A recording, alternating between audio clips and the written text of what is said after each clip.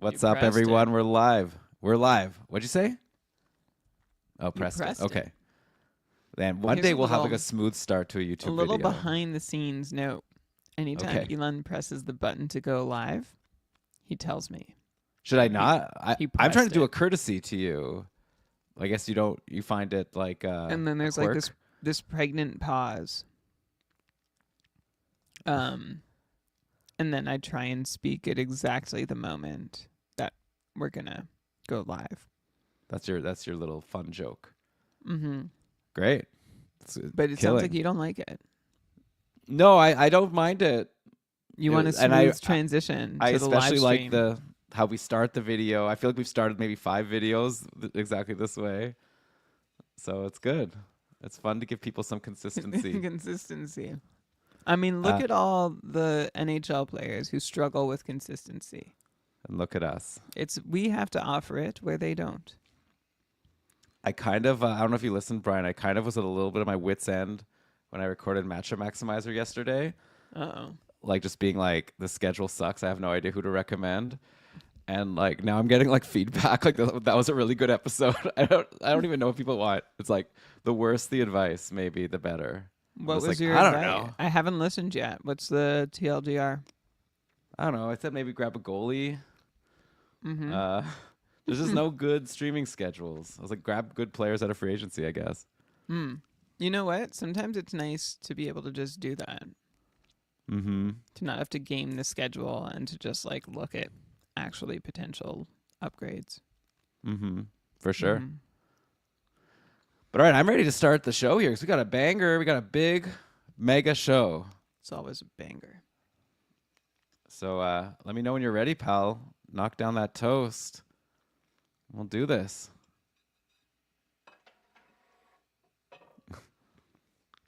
What? I'm just waiting for you to give me the green light, and I'll start the show. Is the plate in the frame? Is that okay? Is that Yeah, the tacky? plate's in the frame, and it's okay.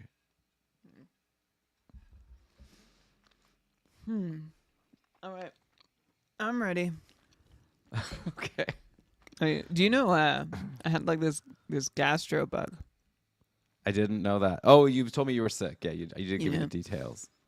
There's like some, I mean, I don't want to get too graphic, but like stuff was coming up.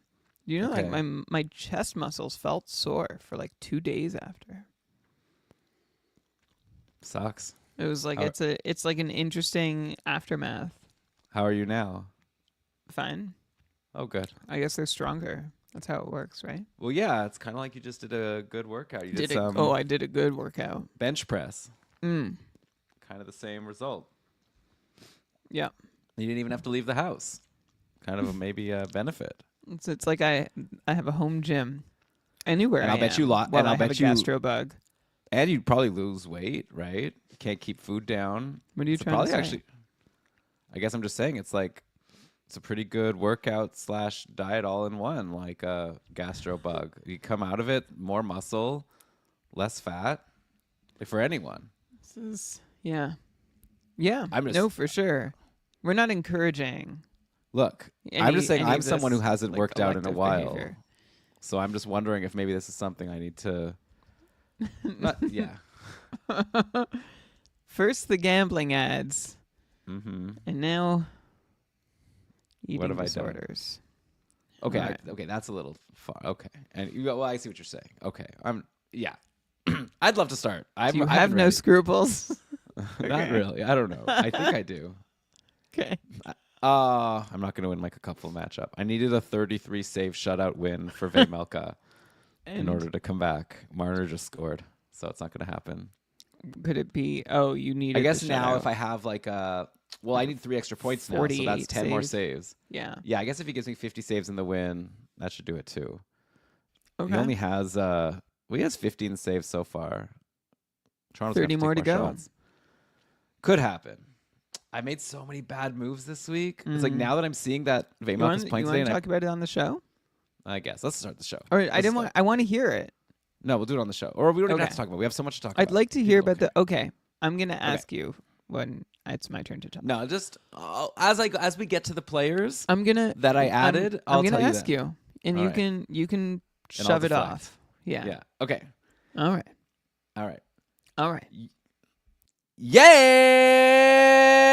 Yes! Welcome, everybody, to another episode of the Keeping Karlsson Fantasy Hockey Podcast, the longest running fantasy hockey podcast in the world, hosted by two guys who probably shouldn't know the results of 15 hockey games from yesterday off the top of their heads. But here we are. That's our situation. I guess we're just going to have to go with it. I'm your host, Dylan Dubrowski, and with me to break down, yesterday's amazing night of NHL action. I think it's going to be a really fun show. It's my co-host, the fantasy hockey robot, the poop out prognostication, the IPP MVP himself, Brian Com. How's it going, Brian? Hey, I'm all right. I lost again, but that's okay. Happy Thanksgiving to our American friends. I hope you're thankful for whatever it is, whether it's a win or a loss. I mean, who's thankful for a loss in fantasy hockey? But sometimes you need to hit rock bottom before you can, I don't know, feel good about anything above rock bottom. So Brian learned a lot from those therapy ads he read a month ago. Clearly.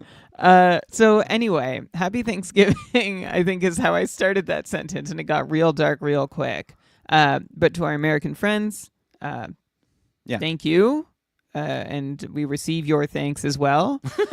And Elon, how are you? Are you feeling thankful? You said a lot of things went wrong for you this week. Actually, we're starting on we're getting up on the wrong side of the bed here. It looks like I'm going to lose my Cacupful matchup. Going to be 4-3 after this. I'm not going to let it bother me too much. I'm trying my best. I said at the start, right? I'm trying to have a good time this year. I'm not going to let losses get to me that badly. It would be nice if David Pastrnak had a couple David Pastrnak-ish games, might have won this matchup. If Jake Gensel wasn't a big wet noodle, maybe things would be different. But what can I do? I have who I have. And if they let me down, it looked like today when I realized Vejmelka was starting, I do have Karel Vejmelka. That was a fun ad that I made.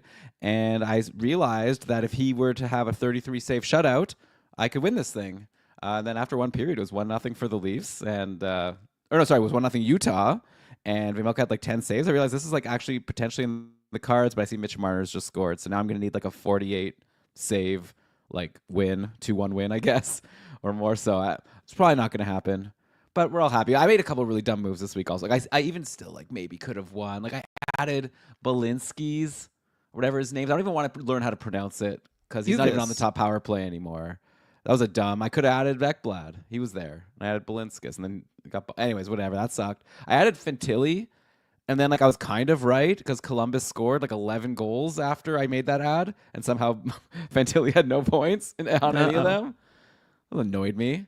But you know what? I'm having a good time. So, and I'm really excited for today's show. I think we've got a good one. Yeah, the plan for today, we're just going to go through the games. Obviously, we'll talk about more than just those games. We'll look at the impacts and the significance of how everyone did. I think that's going to be a fun way to frame this show. We'll start from the early games. We'll go to the late games. So if you're an Oilers or Rangers fan, you'll have to wait till the end. But we'll talk about every team, I guess, except for Anaheim and Toronto, potentially, because they didn't play yesterday. So you lose. But, I mean, maybe. Oh, and Marner just scored again. So there's the Toronto talk. Leafs are a good team. Mitch Marner is freaking he's doing so well. We talked about this last week, right? With Matthews out, Marner is just a goal scorer now. It's pretty incredible. It's just it's kind of wild to think of a lot of players in the league. What could Nicholas Backstrom? Could he have been a 40 goal scorer if he wasn't playing with Ovechkin and he just chose not to? No, it's I possible. Don't think. Oh, sure, it's possible, but I don't. I actually am not sure how possible it is. I hear where you're going with it.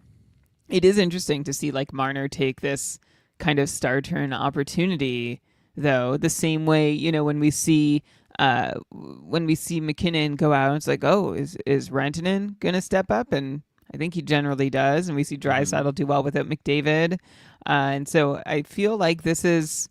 Marner hasn't really had I think, this kind of moment to take over a team when the star player that he's always basically played with is out. So I think that's interesting.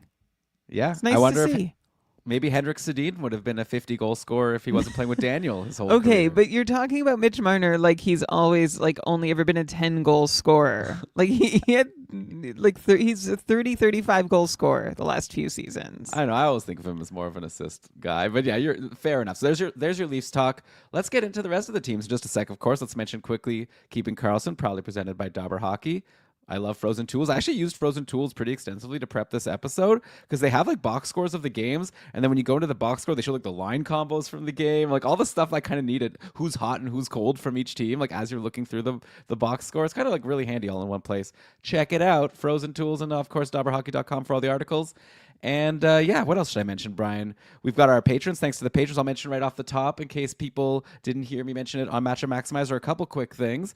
We're running low on our Cupful wait list, which on one hand is kind of, you may be thinking, that's kind of a bummer. Like a bunch of people have been giving up their teams lately. I guess it's the time of year where people are starting to really realize this isn't my year. And, I always encourage people to try to persevere through it. Even if you're having a bad season, maybe you could turn it around, or maybe you could just try to figure out how to have some fun. But whatever. People have chosen to give up their teams for whatever reason. Yeah, for whatever reason, too, just to be I know, clear. Brian's always here to defend everyone. Like, he can't ever handle me, like, saying anything that might potentially be, like, taken as a...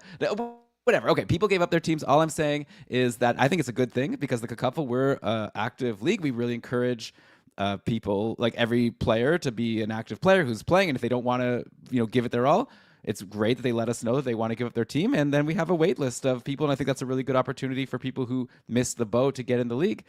That's a fun challenge now. You don't even have to feel bad that you drafted badly or whatever. You just take over a bad team. If you could turn it around, you look like a genius. If you can't, some good experience before you draft next year. So if you want to get in on the wait list, now is definitely the time. And the other thing I'll mention quickly is that we added that new perk to our Patreons. If you want to come support us now, if you're interested in becoming a super supporter, add free episodes. So if you're not loving what Brian and I are spitting out with our ad reads that we record every week, there's a way to not even listen to it and support the show. We would obviously appreciate any support. But with that, Brian, I'll throw to you, and then we'll get going here. I just want to do a quick shout out to the winless support group that we have going in our Discord server for the Cupful. These are teams, like everyone who joins the Cupful is a pretty serious fantasy hockey manager, right? You're used to winning. You're used to doing all those little moves that usually win you your leagues easily and you're whatever. Or you've been in the Cupful a while and like it just isn't going your way, injuries, whatever. I think we have 23 winless teams remaining out of 716. And I just want to shout out those managers who are still persevering. I believe one is in the chat here with us tonight, and I'll let them identify themselves if they so choose. It's a bit of an anon group, depending on whether you want it to be. But we love you winless teams, and thanks for portraying the beautiful spirit of the Cupful by not winning your matchups, but staying in it and staying active. Thank you. There you go. I always really think, like, I'm always impressed by people who like aren't having a good season and are still like staying active all the way through, because I've obviously seen the other side, and that's what I'm trying to do even when I don't win. But yeah, there were 15 teams that played yesterday that won, and 15 NHL teams that lost. And I'll bet you anything, all those 15 teams that lost, they're going to come back and try to win their next game. So let's get into all of these 30 teams. Let's start with the early game, okay? It was 1 p.m. Eastern time. 36 hours ago approximately that we sat down to watch Philly play Chicago. The Flyers came back and won 3-2. I saw a fun quote from Tortorella afterwards where he was like saying, people were like, oh, were you like, expecting this to be an easy game? He was like, who are we to overlook them? Like, we're as big of a mess as they are, like, or something like that. Just like, which is kind of true. It's not like Philly's won anything. But yeah, they were expected to win. They did come back and finally win. Another couple points for Travis Konechny. He's just having such an insane season. We talked about him last week. Also, Travis Sanheim picked up an assist. Brian, we talked about Sanheim last week. I said how he was on a bit of a run, and I was like really excited that I had gotten him out of free agency, and I even told you I'm never going to consider dropping him for the rest of the season. Don't even let me if he goes cold. Things got even better this week because Sanheim got a shot on the top power play. He went from no power play to top power play. So I guess Tortorella, I think, knows that he's good there, but also doesn't want to play him like 25 plus minutes a game, but then decided, whatever, I'm going to do it. I don't know how long it'll last, but it's definitely nice. Sanheim now has 7 points in his last 5 games, getting a ton of ice time. One other Philly player that's doing a little well that I'm curious to get your updated take on, Brian, is Sean Couturier. He's been on the top line, top power play for a while, which is generally a good thing. Finally, yesterday, he did something with it. He had a goal, took 5 shots. Couturier's been playing 20 minutes a game, so if he's like a broken version of himself, like he still has Tortorella's confidence. And, it's not the kind of thing where Tortorella just loves him. We remember last year where he was benching him and barely playing him. What do you think? Is it dumb for me to assume that Couturier should be good. Like as long as he sticks with this deployment, and obviously that's not a guarantee, but like if Couturier keeps getting rolled out on the top line and top power play with Konechny and company, shouldn't we expect him to do better and consider him as a reasonable player to add in our fantasy leagues? Well, first off, I would never call you dumb, regardless. Okay, just Yeah. to Well, I want to know if you think it. I don't care if you'll say it. I want to know. If I you wouldn't think even it. think it. You're a Oh, smart okay. guy, regardless of where you're at on Sean Couturier. And that maybe this is a bit of cover for myself too. Sean Couturier is seemingly out of the doghouse, right? Like, he seemed to be out of the doghouse with Tortorella by like the first game of the season. He was coming in fresh slate, and then like he was demoted and saw very few minutes several times in the first couple weeks of the season. But lately, we're seeing a bunch of 20-minute outings, and those 20-minute outings are not fueled by like shorthanded time. Some of them are fueled by a bit of power play time, but that's good for Sean Couturier, and some of them aren't. He's just getting Sean Couturier seeing a lot of ice lately. And for what it's worth, by the way, Couturier's been playing with some mix of Konechny, Tippett, and Michkov almost the whole way through since the 7th game of the season. And the second half of that sentence is that he does nothing with it. He's also been on and off the top power play unit. Couturier, half his points and 3/4 of his goals, that's 5 of 10 points, and 3 of his 4 goals came in a single game 1 month ago against Minnesota.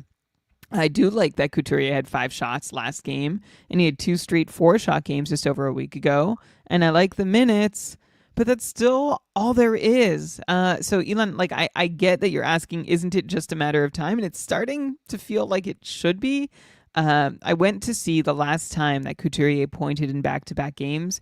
It was February 10th and 12th of 2024. So it was still the same calendar year, but it's almost been a calendar year since the last time Couturier has done it. It's been about 5 months of hockey since Couturier. Couturier was good, actually. I need to say this. In 2023-2024, he started the season with 21 points in 26 games.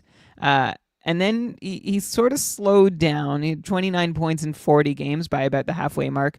Then Couturier missed 2 games, and he's barely been heard from again in like 5 months of hockey, which isn't a ton. It's more recent than I thought that Couturier has been like rosterable and relevant and good. But it's still strange that he missed 2 games and has done almost virtually nothing since. And yes, he's been in the doghouse for part of that, and now he seems to be out. I always worry how long anyone can stay out of John Tortorella's doghouse and out of the blender, but it does say something that for, about a month now, Couturier is pretty steady playing with Konechny and then one of Tippett or Michkov. So, Elon, could it just be a matter of time for Couturier? Yes, it could just be a matter of time. Could we also just like not see any dividends ever pay off from this? That's also possible. So where does this leave us with Couturier? It leaves us with Couturier being like a decent stream as someone you could try out.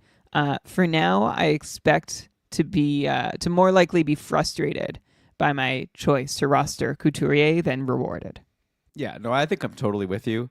But it's interesting, and like if you're in a deeper league and he's out there, maybe someone worth taking a shot on if you have some people on your team not producing and you want to grab someone that might have the potential to do something. Tomorrow, Philly plays Vegas, so let's see if Couturier can break that no points in back-to-back game streak, pick up an apple on a Konechny goal. Shouldn't be too hard. Konechny gets like 2 points a game. He's Couturier's playing with him all the time. Just pass to Konechny, okay? And then like good things should happen, you would think. Although one player that I'd much rather things turn around for is Owen Tippett. I hate this guy. Why did I draft him yesterday in this game against Chicago? No points, no shots. The whole point of Owen Tippett was he shoots a lot, so he's not even doing that. Frustrating. I don't know, Brian. I've already asked you to make me feel better about Owen Tippett, so I should probably stop and just like accept that. I'll just hold him all season and he'll disappoint me. And what am I supposed to do? Well, I wonder if you're getting to the point like this is Elon. You're pretty quick to cut people, and I'm surprised that you're not yet considering it with Tippett. Like he's been super frustrating. He has the same number of points as Sean Couturier, who I just spent like 5 minutes saying like, you might not want him. And Tippett has played one more game. But in his last 4 games, Tippett has seen fewer than 14 minutes twice, both season lows, and has just 6 shots in those 4 games combined. half of those 6 shots came in one contest. Tippett's been off the top power play for the last 5 games. So, Elon, I'm going to throw it back at you and say, you are sort of this I'm not going to heartless. drop Owen Tippett. Oh, you're Like, not okay. You're not cutting your losses on Owen Tippett. It's I it's mean, he's not not going to it's be not on your this time bad. horizon at all. I mean, I guess if I come back in a month and he's like pointless in the month, maybe like, at this point it's not on my radar to I'll let someone else drop him from Cupful first. How about that? When he's no longer 100% rostered in Cupful, then maybe I start considering it. But I'm not going to be the first to jump off the bus. I just wish he would get going. But what are you going to do? By the way, Cam York returned for Philly, played 20 minutes, didn't do anything. We'll see. I'm sure before we know it, he'll get on the top power play because things change so often. Anthony Richard, who we talked about last week, who had a couple good games with Michkov, back to Lehigh Valley. So we'll see if we see him again. Over on the Chicago side, man, speaking of line blenders, just on like a short shifts episode, I think it was Tuesday, Lewis and Ryan, which was a great show. They were talking about Jason Dickinson like playing with Bedard. Like they've already switched it up. In this game against Philly, it was back to kind of the start of the season. Hall and Tara Vinen were playing with Connor Bedard. But maybe we're at a point now where does it even matter who's playing with Connor Bedard? Because it's been 2 straight games where Bedard has had no points and no shots. The Owen Tippett special. That's also Bedard's 5th pointless game in 6. He had 1 2-assist game. And aside from that, Bedard is just putting up a bunch of donuts. So, yeah. Are you going to now be like, should the Bedard managers drop him? Is that what you're going to come back at me with? No, I'm not going to follow up with because Bedard is still getting the minutes. Like I think there's still some things going in Bedard's favor that aren't going in Tippett's favor, mostly deployment wise. So no, I'm not getting there with Bedard. Although as a Bedard manager, boy, am I frustrated by him doing nothing for a while. Like the last meaningful moment that Connor Bedard has had, you've got to go back 9 games. He had 3 points against Anaheim. And really outside of that, you got to go back to like the first 2 weeks of the season. Other than that, it's been a slog for Bedard. He has not had more than 2 shots in a game now for the last 7 games. In those 7 games, he has 6 shots combined. So I don't know if Bedard is playing through something or what. His minutes really haven't changed a whole lot. But you know what, Elon? If Connor Bedard was off the top power play like Owen Tippett is, I don't know. Maybe I would start getting a little, and like not the only clearly best player on his team. Maybe I would start being a little more wondery about Connor Bedard. I would still, where I was last week, I think I said I would still hazard a buy low, but it's looking like more of a hazard as Bedard just does not shoot. Yeah, I think I still expect Bedard's going to turn it around. I would love to get him for cheap now if I could. If the Bedard manager in my league is listening, yeah, I'm interested, but for cheap. I don't want to pay full price. I wouldn't give Mikhail Granlund for Bedard at this point, which is pretty wild that I'm saying that, but I'm pretty sure it's true. Okay, let's go to the next game here. What have we done? 10 minutes on one game? We have 15 games. Doing the math here. Let's strap in, okay? So then Calgary played Minnesota. The Flames won 4-3 in the shootout. The big news from this game, of course, Kirill Kaprizov was out with a knee injury. He had an MRI today. The news on Kaprizov is that it's not serious. So that's really good news. Obviously, I don't know exactly what the timeline is at this point for Kaprizov. It sounds like, if I were to guess, a week. He's probably not back next game, but it sounds like it's not going to be a super long-term injury. So maybe it's not too worthwhile to dive too much into the lines. So I will mention that the lines in yesterday's game in this loss to Calgary, Joel Erikssonek, Matt Boldy, and Marcus Johansson, who all seems to find his way into the top 6 in Minnesota.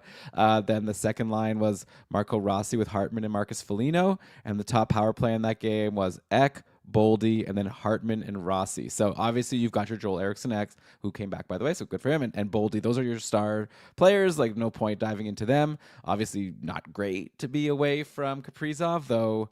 Boldy is really great, right? Boldy had 4 points last week after his 2 assists yesterday. I wonder if he'll just what we were talking about with Marner playing without Matthews. It would be fun to see if Boldy also. I don't know how much more Boldy could even step up considering the amazing season he's been having. But the guys obviously that seem to have a new interest potentially, like Marco Rossi back on the top power play. He had a goal and a power play assist in this game against Calgary. Ryan Hartman didn't get a point, but he was on the top power play, and he does have 3 points in his previous couple of games. Before that, Marcus Johansson scored a goal. So that's good. Playing with Boldy and Eck. So it's like, you got the good, like, even strength deployment with Johansson, or you've got some good power play deployment with Rossi, Hartman. Also, Marcus Johansson had 8 shots yesterday, and he's usually like a 0-shot or 1-shot player, so I don't know where that came from. Any of these Minnesota secondary guys like interesting you for next week while Kaprizov is out?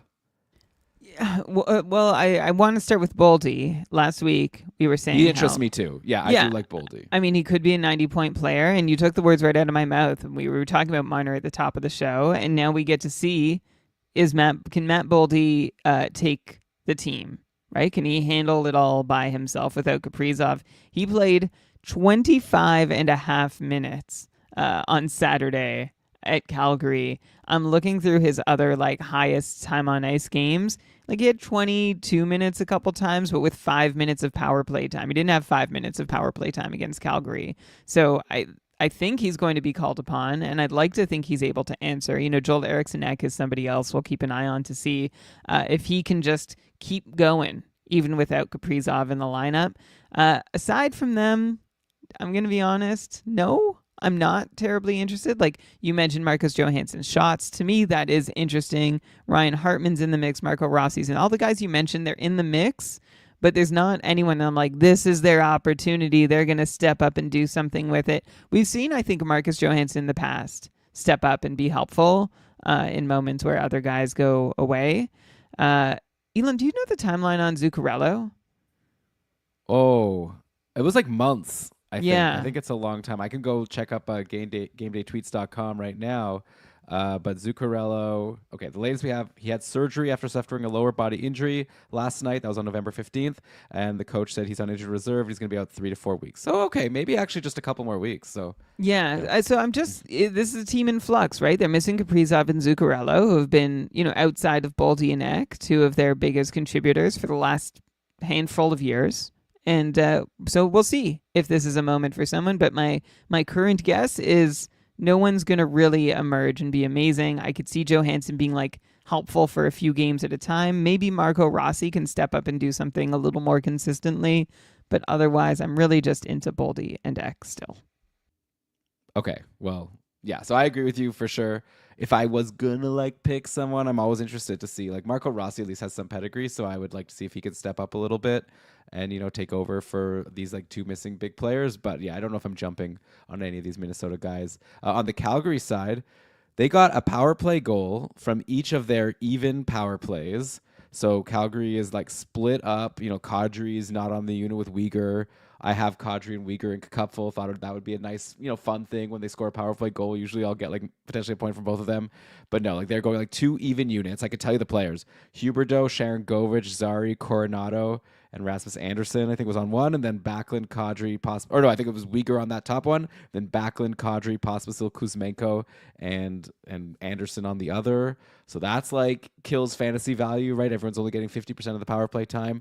Their top 9 is super even. Like Calgary gives, they're rolling like a last game Backlund, Sharon Govich, Coronado, and then Kadri with Pospisil and Kuzmenko, and Blake Coleman with Huberdeau and Connor Zari. So it's like an even top 9. It's hard to decide like what's the first, second, and third line. It's an even couple power plays. Really just like kills the fantasy value for anyone in Calgary. Like, Mackenzie Weegar is still doing well. Like, he had a cold stretch earlier in the year. He's been stuffing those cats like crazy. He had a really big game.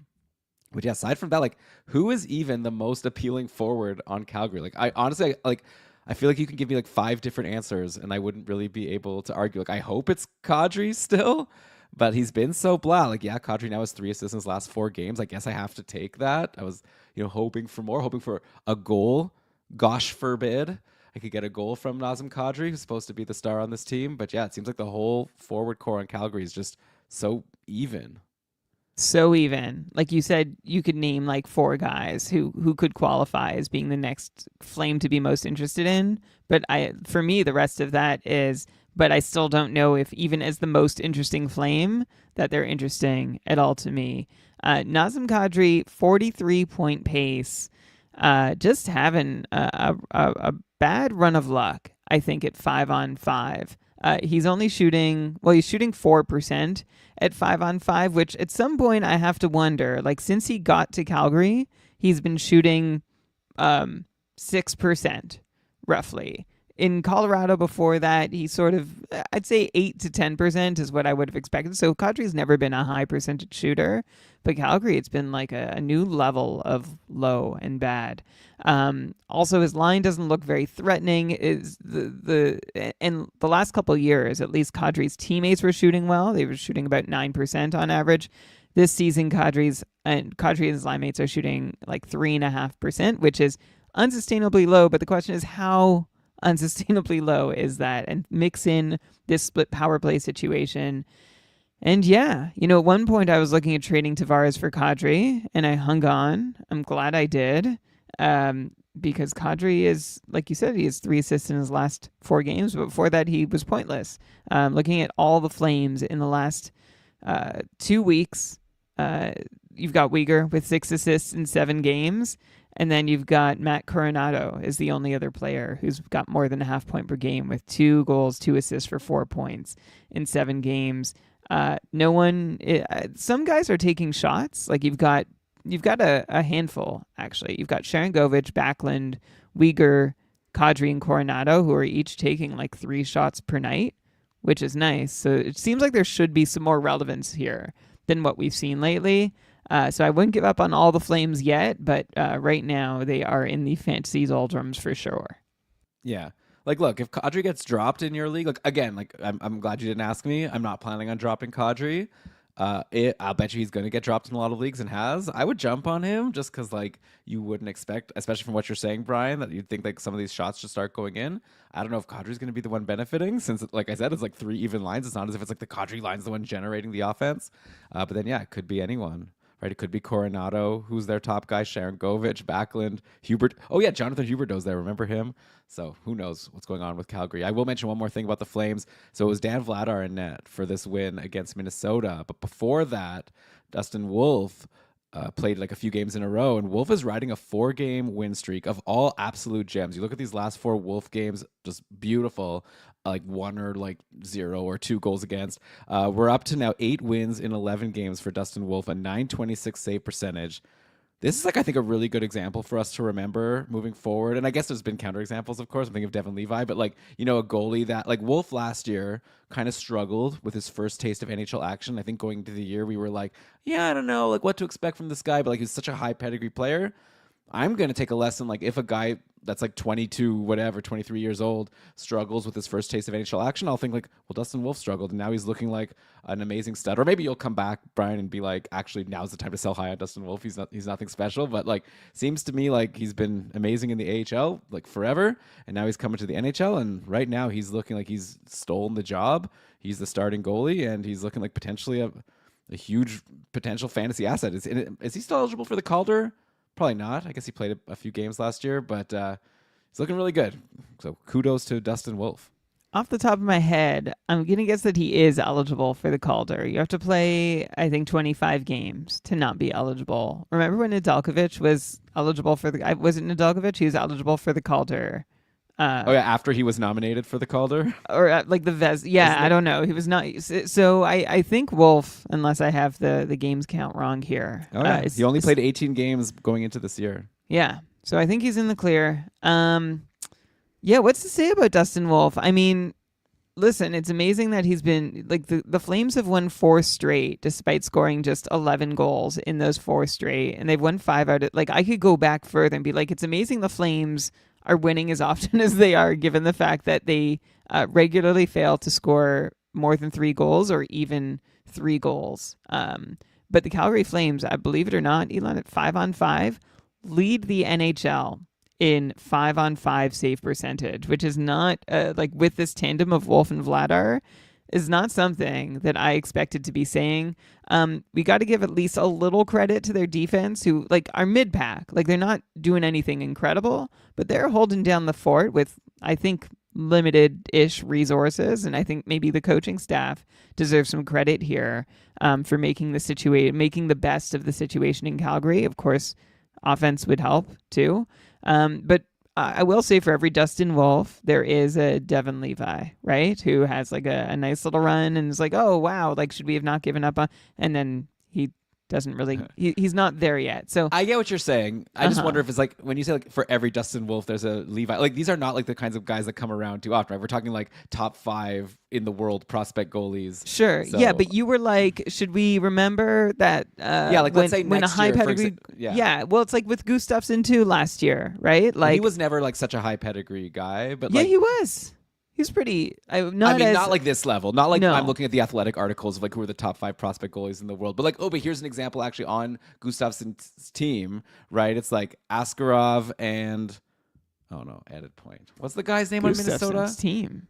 Askarov's not on Gustafsson's No, I team. know Askarov. I'm talking about the 2 top goalie prospects. What's Wallstedt? the Minnesota Wallstedt? Yeah, Askarov and Wallstedt. Everyone's talking about those 2 as like the top goalie prospects currently. Like, let's say next year Wallstedt starts badly, like let's say Wallstedt comes in and has like a bad 10 games. I'm definitely going to think back and be like, Dustin Wolf didn't do so great. And like, I'm going to just go. I'm going to give a long leash, I guess, to Jesper Wallstedt before I decide that, well, maybe he's not actually like going to be such a great goalie. So I guess that's what I'm taking away from it. But anyway, Okay. we'll see. Yeah. Well, we don't want to give up on any. Like they're blue chip for a reason, right? Exactly. Yeah. Like so, we don't want to throw the baby out with the bathwater, so to speak, when a couple bad starts begin a career.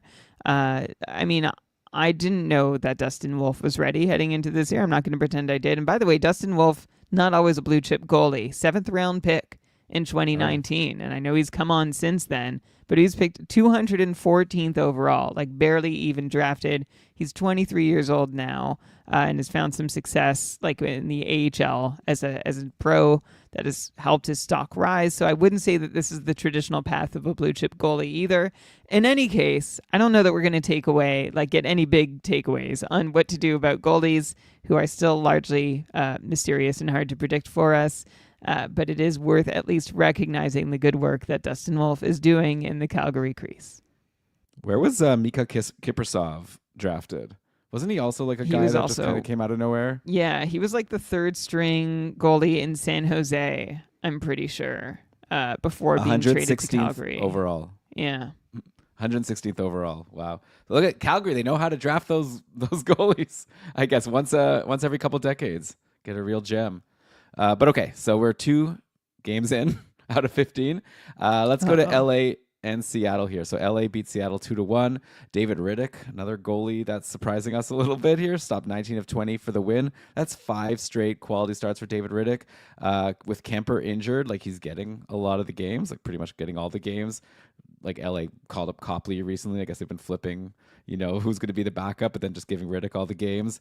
All of these last 5 games have been 1 goals against for Riddick, except for one that was 2 goals against. So I'm sure also you want to give some credit to the LA defense. Like LA goalies generally have tended to do well over these last couple of years, including a couple of guys who after they left LA did not continue to be as well. Like if you think of like a Talbot, Corpusalo, whatever. Only 27% rostered in Yahoo. I don't know like how long Kemper is going to be out, but feels to me like why not? Like David Riddick should be a lot more than 27% rostered at this point, right? Like I can't imagine not wanting him. Yeah, the downside to rostering David Riddick is volume. In David Riddick's last 3 games against Seattle, Buffalo, and Detroit, he has seen 20, 19, and 18 shots against.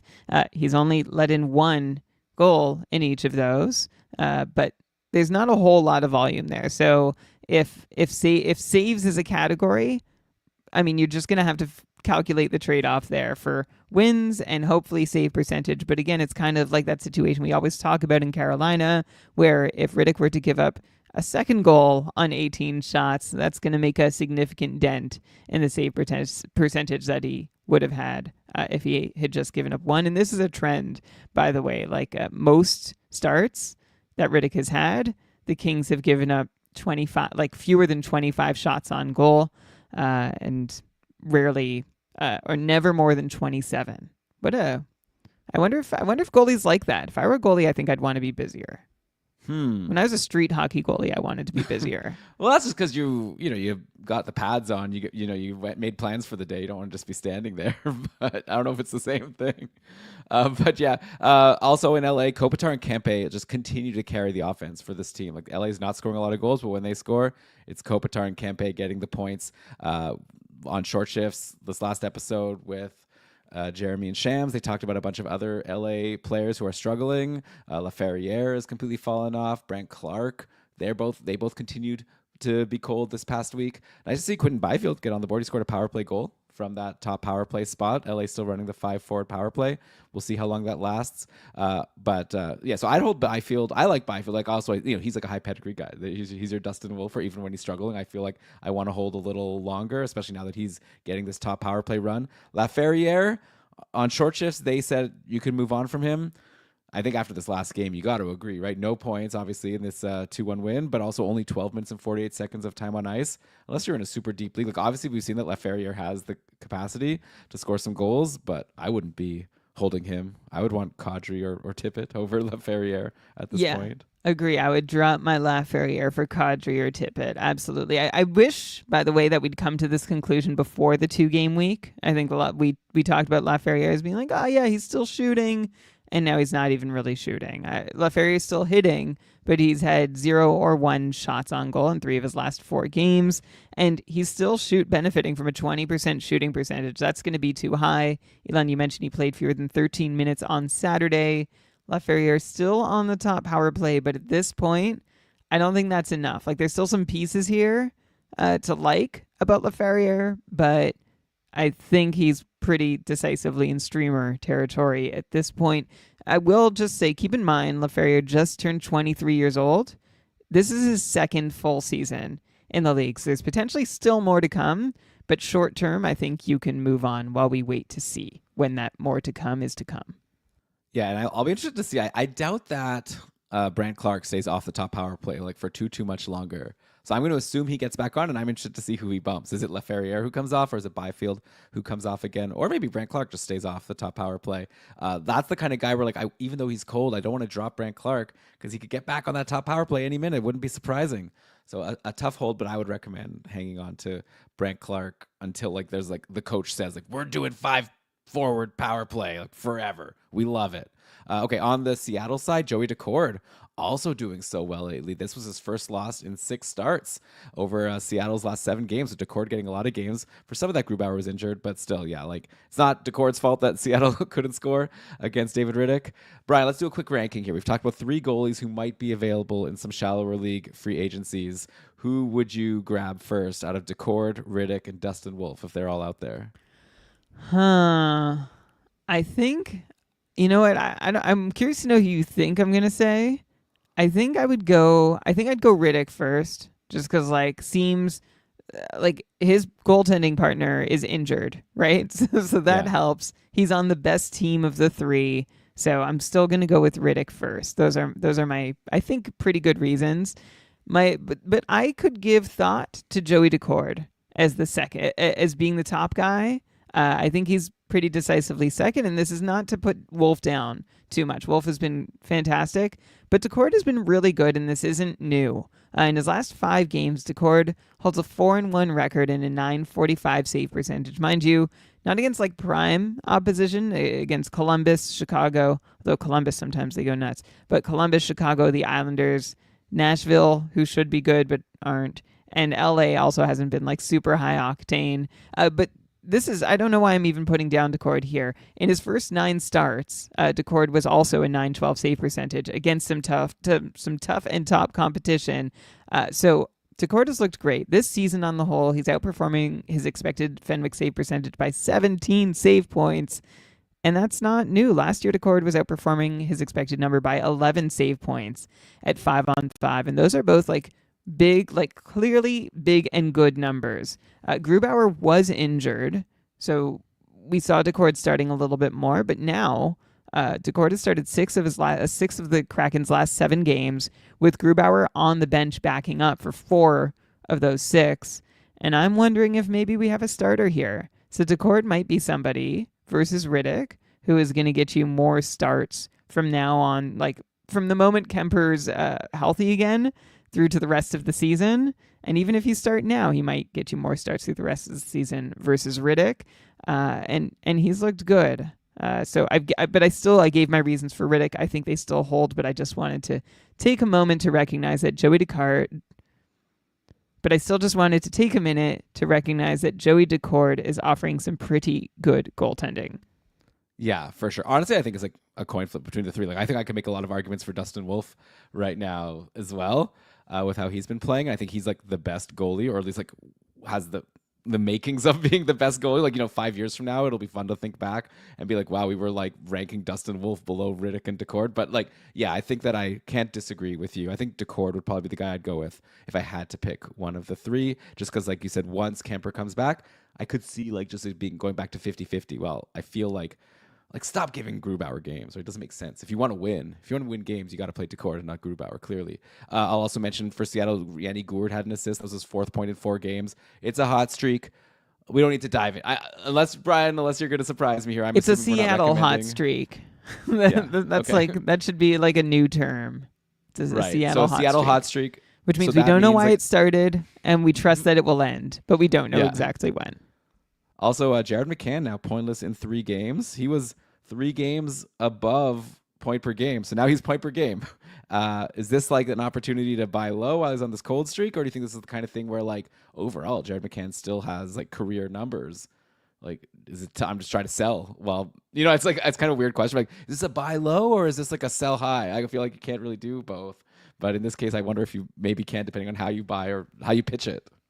Yeah, I guess. I mean, Jared McCann looks pretty steady at 5-on-5 on the whole compared to previous years, and like steady good. So I'm not gonna like think the sky is falling based on this latest run of poor or no production from McCann on the power play. He still looks good on the whole too. Like I don't see any glaring reason, even for variance, that McCann should be doing worse than before. The one thing I've noticed is that McCann is taking fewer shots on a nightly basis on the power play, which like I would like McCann to shoot as often as possible, right? Like who else has a better chance of scoring when the puck comes off their stick than Jared McCann? So that would be my one note to be wary of, but it's not like a sell low. What are you trying to do? Sell high or buy low here? How did you frame it? I don't know. Don't worry about it. You're saying you think Okay. McCann's going to be fine, so I think that's good. We'll monitor this and see if if he's cold again next week, then maybe we can circle back and see if we need to be concerned. Because by next week, it'll have been like 4 more games. So yeah, a 3-game pointless streak, I feel like, is still not enough to get super concerned about a guy who was No. over point per game before that. And 4 shots in his last game. Yeah. Okay, ad break here, which is super late, but whatever. Yeah, let's keep going. Brian, the next game. Okay. Next game, Brian, that happened on that busy Saturday slate. Colorado played Florida. The defending Stanley Cup champs got beat 7-4 by the Avalanche, the 2 years ago defending champs. Wait, is it 3 years ago? 3 years ago? Yeah, 3 years ago. Whatever. You know what I'm talking about. Colorado's a good team. They beat Florida. Mikko Rantanen had himself a game, 1 goal, 3 assists. Somehow Nathan MacKinnon only a single assist, even though Colorado scored 7 times. That's just like the kind of thing. It's like always like imagine you're the. I always imagine like the McKinnon manager who's like out at some concert or some show or movie, had his phone off or her phone off, and then they come back like, "Ooh, Colorado scored 7 times. Let me see how much. What is it?" But whatever. Obviously, it's gonna happen. No, it's really unlikely. Like I wonder what the odds would be for like McKinnon only having 1 out of 7 Colorado points. But anyway, Nichushkin went off. We talked about him last week as someone I was really excited. That was his first big game, right? Nichushkin went 3 games without a point, but then finally had his big game to bring him to 3 points in 4 games with 1 goal and 2 assists. Nichushkin playing with Rantanen and Middlestat. Looks like there was just like 1 short power play and Rantanen wasn't on it, so I'm not going to read into that. I think we need to kind of wait and see what the power play is going to be. Drouin, by the way, had 2 goals from his line with McKinnon and Lehkonen. Jonathan Drouin, only 22% rostered on Yahoo. Hard to argue with a spot. Like, I mean, yeah, Drouin's not going to like be insane, but I feel like this is the type of game you could expect every once in a while. Like Colorado's going to go off, and the guy playing with McKinnon, who somehow like didn't get like only had 1 assist there, but yeah, a couple goals from Jonathan Drouin. He's definitely someone I'm kind of interested in. And Brian Net. Alexander Georgiev has now won 5 games in a row. He doesn't even need to have a great game. This game wasn't a great game, right? 4 goals against. Doesn't matter. This is what people drafted him for, and that's why it was so frustrating when Colorado lost 4 games in a row to start the year. But now people are getting exactly what they bargained for with drafting Georgiev. He'll be like decent some games, not great other games, but more often than not get the win regardless. Yeah, thanks to that healthy Colorado lineup that we've talked to a little bit over the last couple weeks. I just want to say for Nichushkin, he's still not getting top power play time, and I don't know. I'm gonna say Nichushkin still could be great. Like Elon, I know you're a big believer in Val Nichushkin, but I depending on how high your risk tolerance is and how interested your league mates might be in Nichushkin, I don't know if you want to stick around to see how this one ends. I know it's only been 3 games, and I don't know that I have the full context of why Ivan played on the top power play last game and Nichushkin didn't. Well, that's what I'm saying, Brian. Like, I wouldn't read into it. Rantanen wasn't even on that power play. So Yeah. I think it was a short 48 It was seconds. a mess. You can't Like, even look at it. Yeah, and then there was a 3-person power play and a 2-person power play. So you're right. I guess I won't look at it, but this speaks to me getting anxious about not seeing Nichushkin on the top power play. Yeah, I'll just say, yeah. and who knows?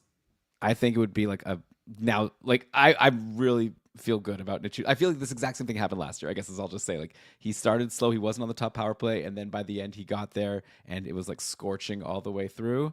So I just feel like move away from Nichushkin at your own risk, and I would love to get him if I can get him for cheap. Oh, Okay. okay. Would you Celebrini's pay the Panini price? head? Would you pay the price? Like, where are you valuing Nichushkin right now? I mean, I'll give Tippett. I'm pretty sure. Okay, so would I. I think what I'm saying is that if someone is excited about Val Nichushkin and thinks that he's just going to do like his 70, 80 point thing, then I'd be happy to get rid of him. Oh, okay. I think that might be the kind of take that you're going to really regret. But I guess obviously this is all just depends on the coach. But I just have a lot of faith.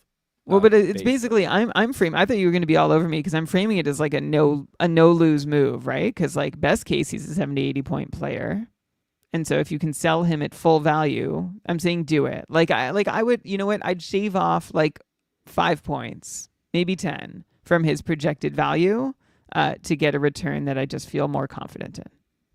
Okay, so we'll wait and see. I guess obviously time will tell if he gets on the top power play or not. There's obviously a lot of great players in Colorado. They have a lot of options there. Over on the Florida side, Carter Verhaeghe was demoted to the third line and the second power play. Sam Bennett took over on power play 1.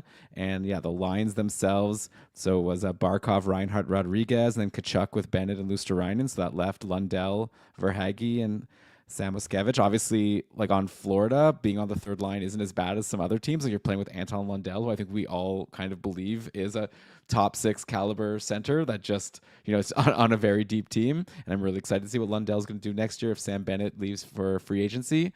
For what it's worth, Verhaeghe scored a goal from that third line, assisted by Lundell. So, goes to what I'm saying. But overall, though, we're only at 14 points in 21 games for Carter Verhaeghe. That's only a 55-point pace. Now he's been demoted. Again, it could only be for one game. Like Florida lost. Like maybe they're going to shake things up and, we'll go back to him being on the top power play again. But I'm curious how worried you would be about Carter Verhaeghe. And if and on the flip side, of course, if like now's the time to go after a guy who we would have expected to be a 70-plus point guy with great deployment all year long. Sorry.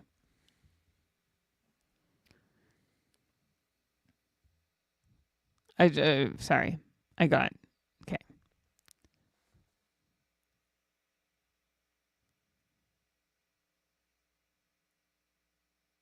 Okay. I'm gonna. Is everything okay? Yeah. Are Sorry. you distracted with something else? Did you see a funny thing on Twitter? No. I did get distracted for a minute, and then I couldn't decide how to come in, and then I was noticing that you said like PP demotion for Bennett in your notes, but it's for Haig. Like it's so anyway. No, he was demoted for Bennett. Yes. Right. Yeah. Okay. Here we go. I like that you mentioned that Verhaeghe had that goal from the third line. It's better than what Evan Rodriguez is doing on the first line, which is nothing, or Luosterainen is doing on the second line, which is nothing. Verhaeghe, hasn't been doing a whole lot himself on the season. 55-point pace through 21 games versus a 75, 80-point pace for Verhaeghe the last 2 seasons.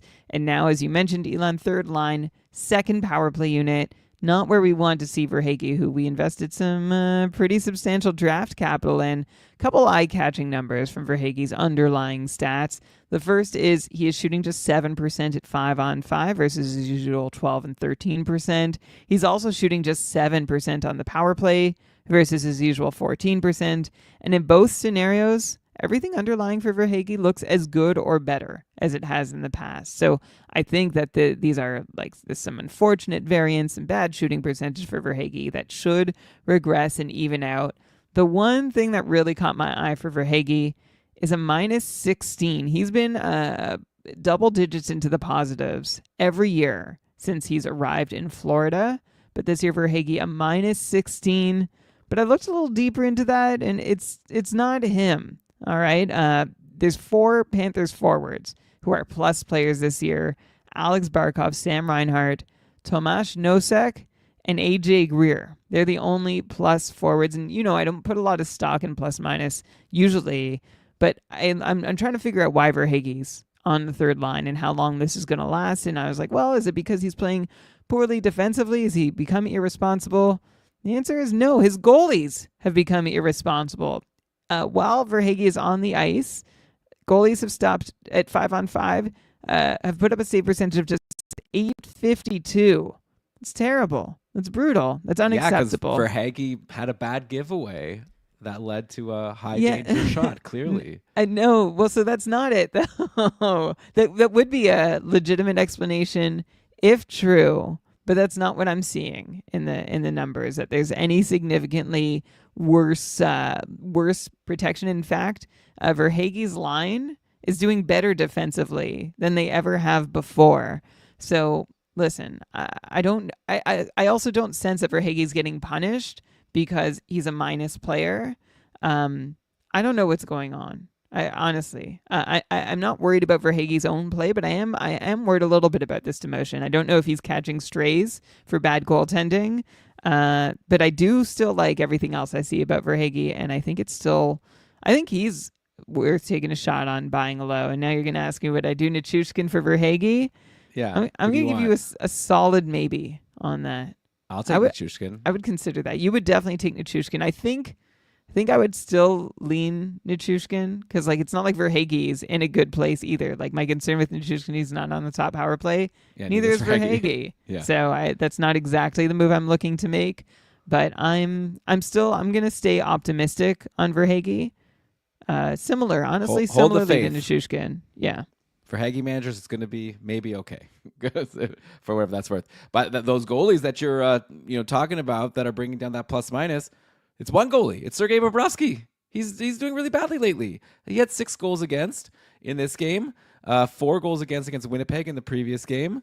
He did shut out Winnipeg the game before that. But before that, Bobrovsky had 5 goals against versus New Jersey. So I wonder if maybe it's time for Florida to maybe give Bobrovsky a little bit more of a rest, get Spencer Knight in for some more games. I was suggesting on Matchup Maximizer yesterday that it's a tough week for streaming. Maybe a good week to look for a goalie. I think if Knight gets the Monday game, there's also a back-to-back Friday-Saturday, so you can get 2 Spencer Knight games if you have the open goalie spots. So I wonder. I'm not saying Knight's going to steal the net or anything, but I feel like Florida probably could, Bobrovsky seems like he could maybe use a little bit of a rest, just a guess. Or maybe he's the type of goalie that thrives. I don't know the mind games of goalies. Maybe he thrives on getting back in there and figuring it out. I don't know. Okay, one other addition, by the way, to that top power play. I mentioned Sam Bennett got on there. Aaron Ekblad, finally, right? And he had a power play assist.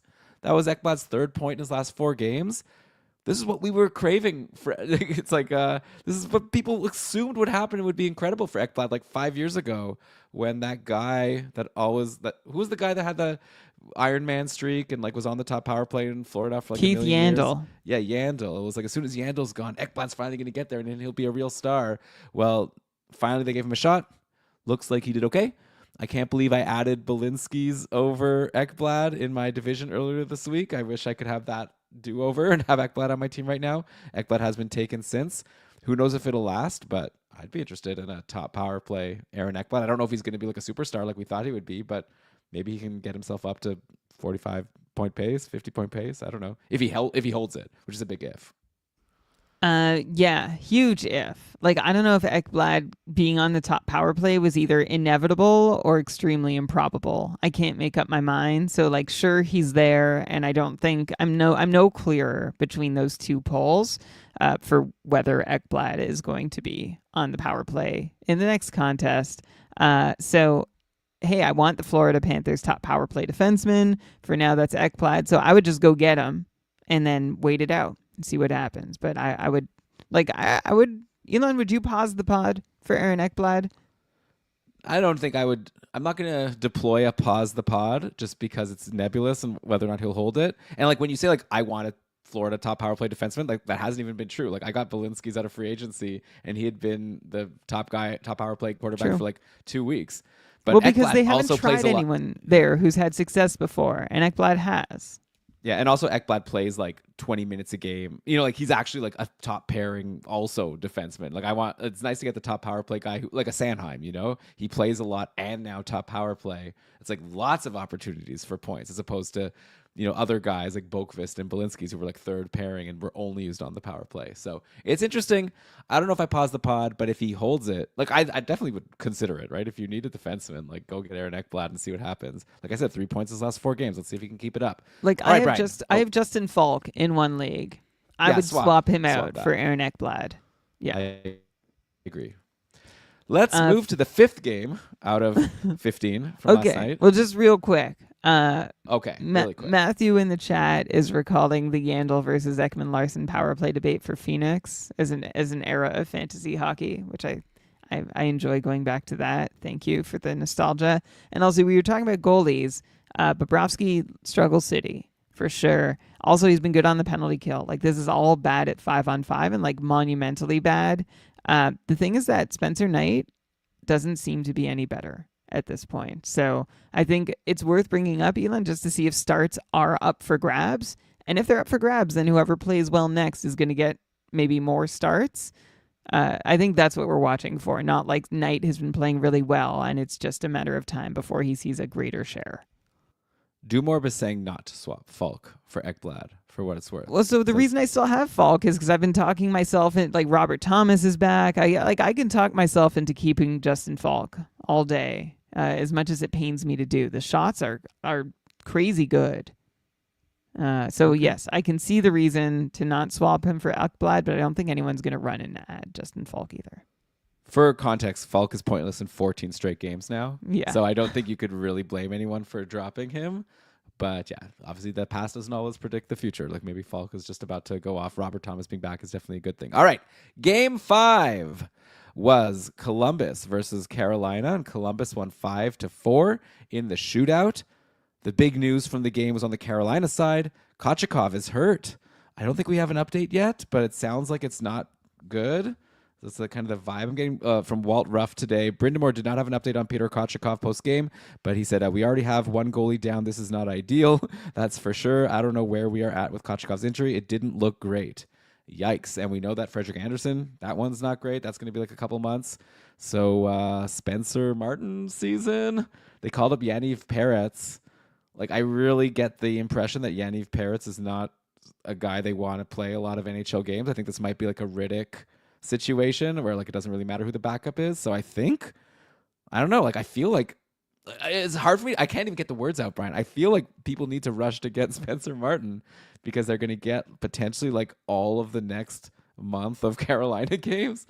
But also I feel like I don't want to recommend it because he's like not a very great goalie, but I don't know. Help me out here. I feel like this is the right advice, right? I think you just summed it up. It's like David Riddick, but less reliable, right? Not a lot of volume. You might get some wins. You're going to get a whole string of starts, probably, until another goalie's healthy. But yeah, less reliable. Spencer Martin has he's had a couple runs over the course of the last few years where he's been helpful, but he can also really struggle and gave you some really bad starts too. So, Elon, I am as conflicted as you. Having the Carolina goalie in the best of times is a little confusing, and in this moment, it will still be that. Yeah, Schwab Squad is saying in the chat here, Matt, that it's Dallas, Rangers, Florida, and Florida. Those are Carolina's next 4 games. So could be painful. On the plus side, they have Seth Jarvis back. He's come off the IR. Martin Necas had another multi-point game, by the way. So what else is new here? It's not even like news anymore for me to talk about a multi-point game for Martin Necas. Jack Roslovic scored a goal. That's goals in 3 straight. I feel like last week on the show, Brian, I was like, that's it for Jack Roslovic. He had his nice run. Now he's cold again. You can move off. And then he scored in all 3 games this week. So shows, how much you should listen to me. With Jarvis back, I feel like the lines will change again. What do you do with this freaking Jack Roslovic? Like, are you adding him now if he's out there? I mean, stream him if you got him, I guess. Although you mentioned with Jarvis coming back, we'll see a line shake up. But Roslovic on line one, that's no. Whoa. But Roslovic on line one, that's no joke. 3 goals on 8 shots for Roslovic after 5 straight pointless outings that led us to say, forget him. He's got 12 goals and a single assist for 13 points in 20 games. Those 12 shots have come on. So those 12 goals have come on 52 shots. So Roslovic is overperforming, but like I said, if he sticks on the top line, that's a nice place to be, and why not? Like I'd put him. We called Laferriere a streamer already. I would rather have Roslovic streaming in, so long as he's playing with Aho on top line. Yeah, I mean, hard to argue with that. Shams is saying Jarvis was on line 3 before he got hurt. Who knows? Carolina just lost to Columbus, so something's going to happen. Something's going to get shaked up. So obviously you're going to have to watch GameDayTweets.com, where Shams and I are retweeting to make sure you get all the latest line combinations. Okay, on the Columbus side, well, this is exciting, Brian, for us in our Dynasty League. Kent Johnson, holy cow, 2 goals in his return versus Tampa, then 2 assists in this game versus Carolina. There's 4 points in 2 games, not too shabby. Kent Johnson also started the season strong. He had 5 points in 4 games before getting hurt. So, like, is Kent Johnson for real? Like, he's a super high pedigree guy. It's young. Like, it didn't seem like people were expecting him to have a big year this year. But, yeah, I mean, by the way, and I don't know, like, okay, sorry, but... I mean, hard to argue with the results, right? Like, I'm curious to know how excited you are about Kent Johnson. Also curious to hear how excited you are about Dmitry Voronkov, who's been on the top line with Monahan and Marchenko and the top power play, and had himself a big game. Also, like, scored a goal, 6 points in 5 games for Voronkov after a slow start. Voronkov's also been on the top power play with Monahan, Marchenko, Kent Johnson, who the aforementioned, and Werenski.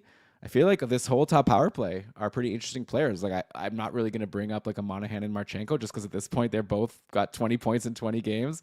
Got to imagine they're rostered everywhere. And maybe the flip question would be like, whatever, are they going to keep it up? But in terms of like looking at potential gems in free agency, I feel like Kent Johnson and Dmitry Voronkov are guys you definitely want to take a shot at, and not Adam Fantilli, who, like I said, I added him and Columbus scored a whole ton of goals and Fantilli did nothing. It was really frustrating. So he's gone. And then I'm sure once I drop him, he'll start going off. But I'm done with him for now.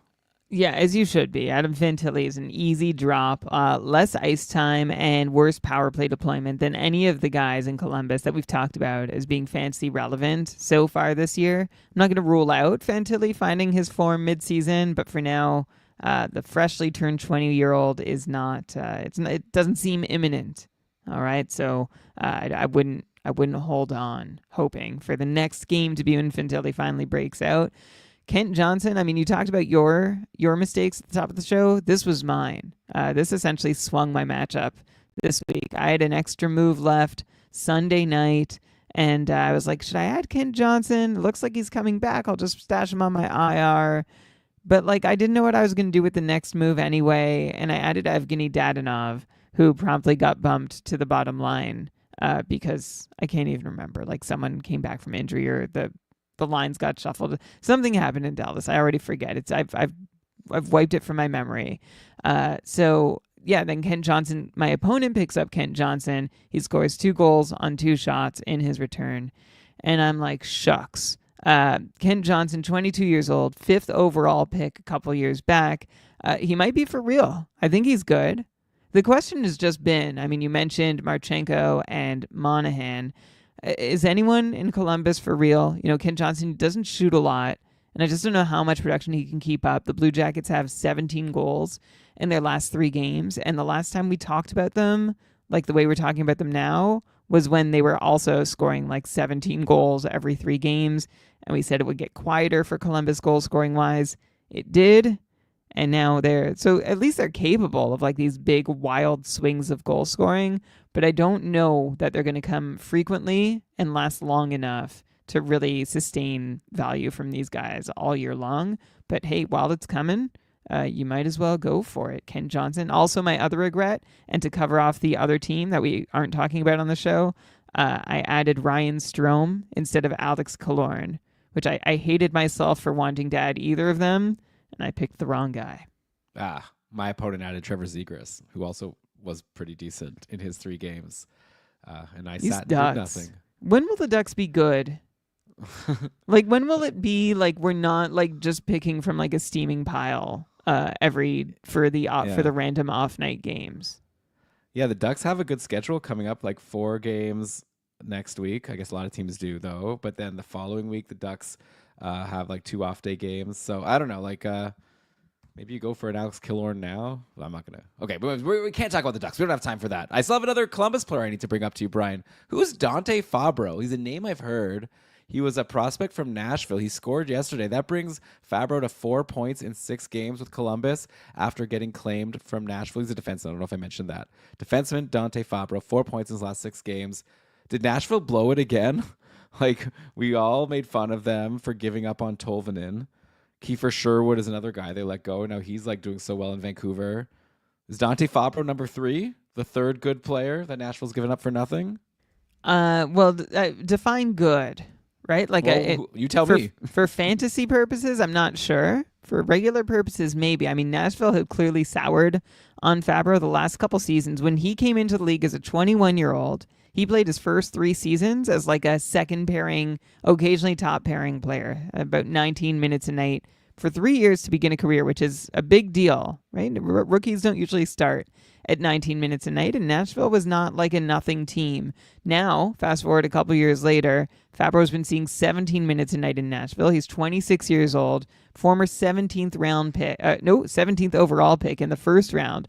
In 2016, in Columbus, Fabro is being given top pairing minutes for the first time in his career. His last 4 games, he's seen 22, 22, 24, and 25 and a half minutes. The thing is that we just haven't seen offensive flash from Fabro since his college career with Boston University in the NCAA's Division I. That's back in 2018-19. It's not like Fabro's had a lot of opportunity either. The question is, like, should he have had opportunity? And is there any more opportunity in Columbus than there is in Nashville with Werenski there? I don't think so. You know, I'm not sure Fabro has ever really jumped off the page offensively as a pro. So you've got big minutes. And so some hits, some blocks might come from that, but I think that's all I'm ready to expect from Dante Fabro. Okay, well, a new name to add to our, lexicon, I don't know, Rolodex players that we might mention on the show once in a while. Dante Fabro over on the Columbus Blue Jackets. Next game, Brian. Okay, on the Columbus Blue Jackets. It's an edit point here. We got to figure this out. I don't know how we're gonna finish this show. We still have time. You know what? I'm gonna be faster. I mean, look, I've done basically all I got to prep. So. Oh, okay. All right. Yeah. So you've sort of that's the problem with I guess, yeah. Okay, gotcha. All right. Edit point. Next up, Brian, for our stroll through the game logs from yesterday, Saturday, November 23rd. The Dallas Stars beat the Tampa Bay Lightning 4-2. Another big game for Matt Duchene. 1 goal, 1 assist. Duchene is up to 23 points in 19 games. Incredible season for him so far. We've talked about him before. I don't know how much we want to dive in again. Nice for the Wyatt Johnston and Jason Robertson managers to see that they both pointed for their second straight games. We haven't been able to say that too often this season. Multi-point scoring streaks or multi-game scoring streaks for Johnston and Robertson. So they're both playing together and with Rope Hintz and both still on the top power play. Maybe this is the start of a turnaround. That's what you're hoping for, obviously, if you've held these guys all year and struggled with them. I think they're both obviously very talented players. We said before that Dallas isn't maybe a team where anyone's going to have an upside for over point per game, though we're seeing Matt Duchene, maybe prove us otherwise. But I think at the end of the day, I could see all these guys ending up with around 70, 75 points, which, would be a nice improvement for Robertson and Johnston at this point. Any general thoughts on the Dallas forwards that I've brought up here? No, this is again. We'll call out to the imaginary KK beat writer and saying like, what changed? Like, has something changed? Like, did we spark these players? We were all very excited to see Robertson and Wyatt Johnston produce, and so I just want to know if this is because something different is happening, or is it just one off? Like we've talked a lot about both of them. The short version is Wyatt Johnston. I still like what I see, and I think he's snake bitten. Robertson, I mean, he's not nothing, but he's not playing up to his draft value that we anticipated going into the season. So I'll be curious to watch them for the next couple of weeks. Maybe we should just hold off really getting too deep into them until we have some more data to work through. Fair enough. Shams, by the way, is asking Nomers Lickens love, 4 wins in a row and getting all the starts.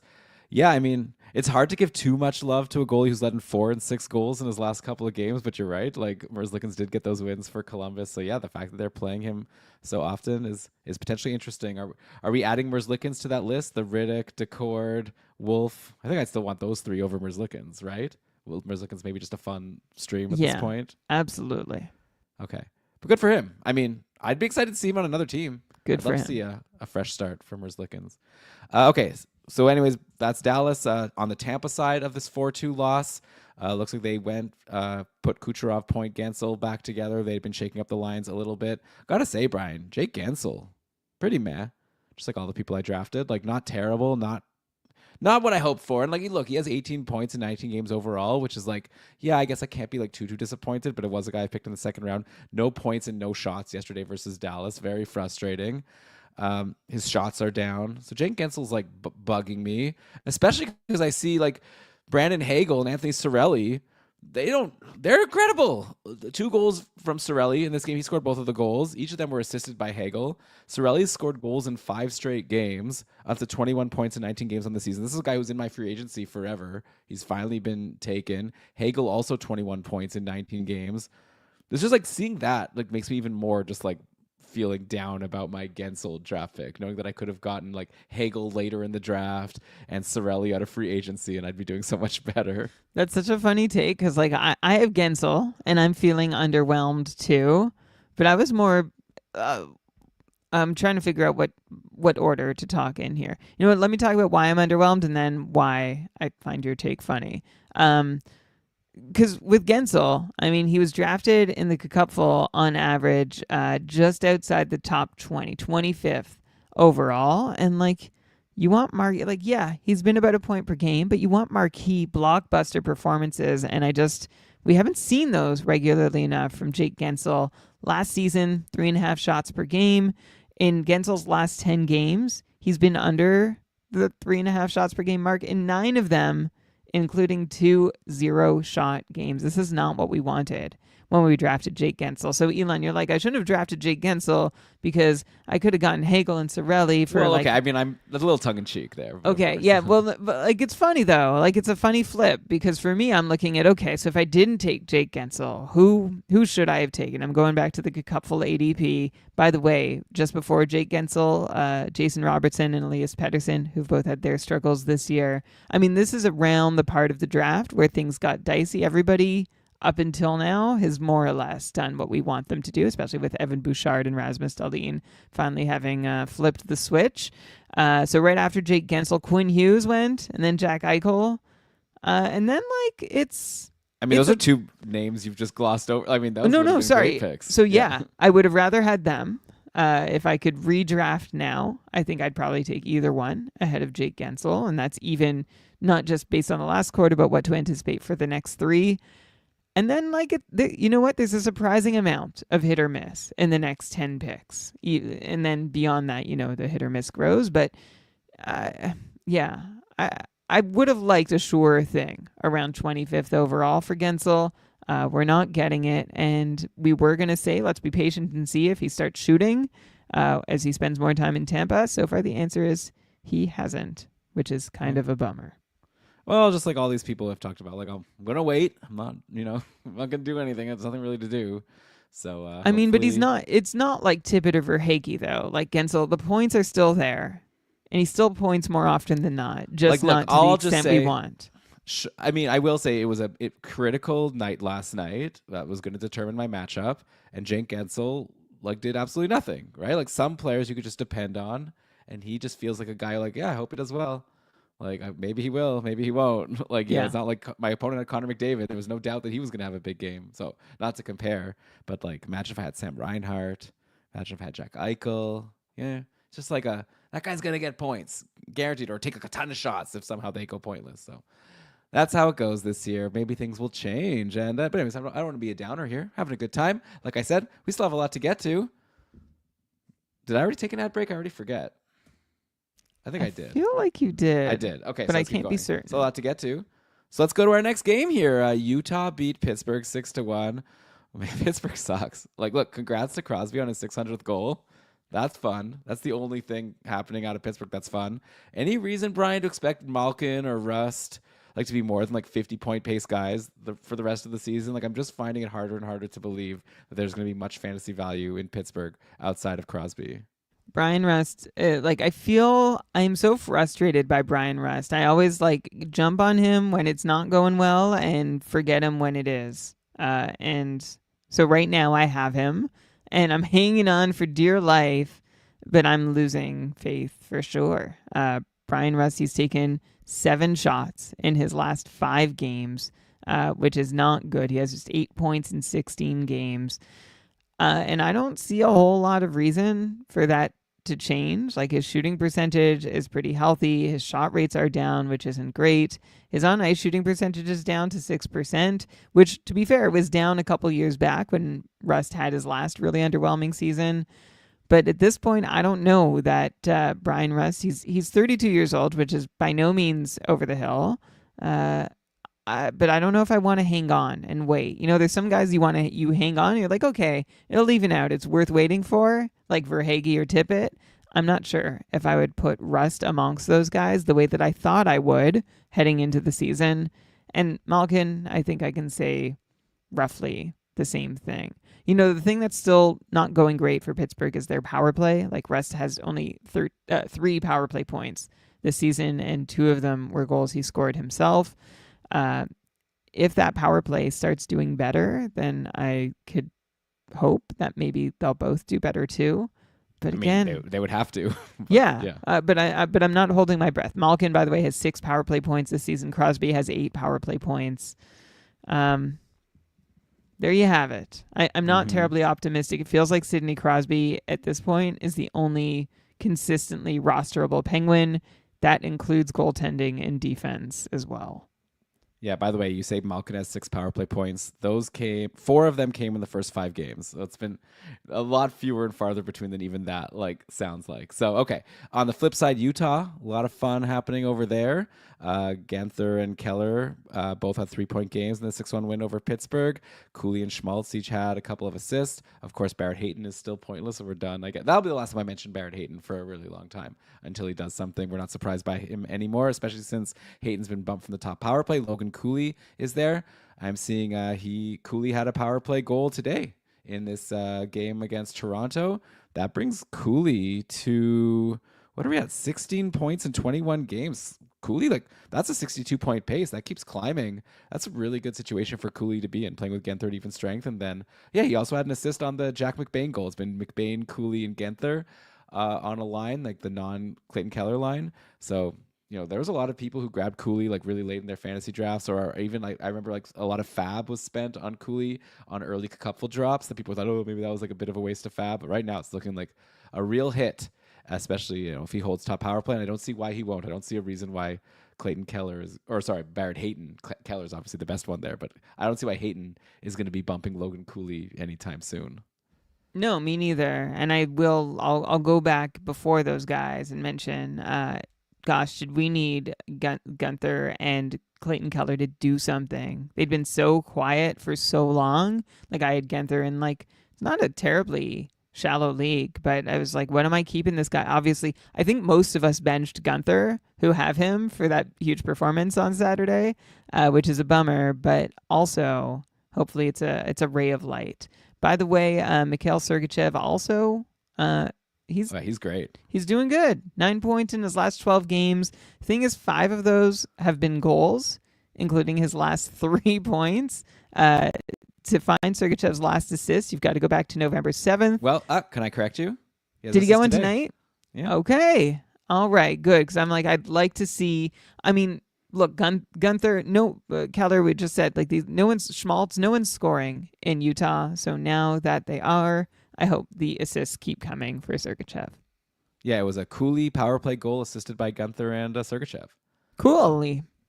Cooley. Very good. Is that the episode title? I don't know how I'd spell that. Yeah, okay. Well, I'll leave that to the expert, which is you. Let's go to the next game here. Vancouver beat Ottawa 4-3.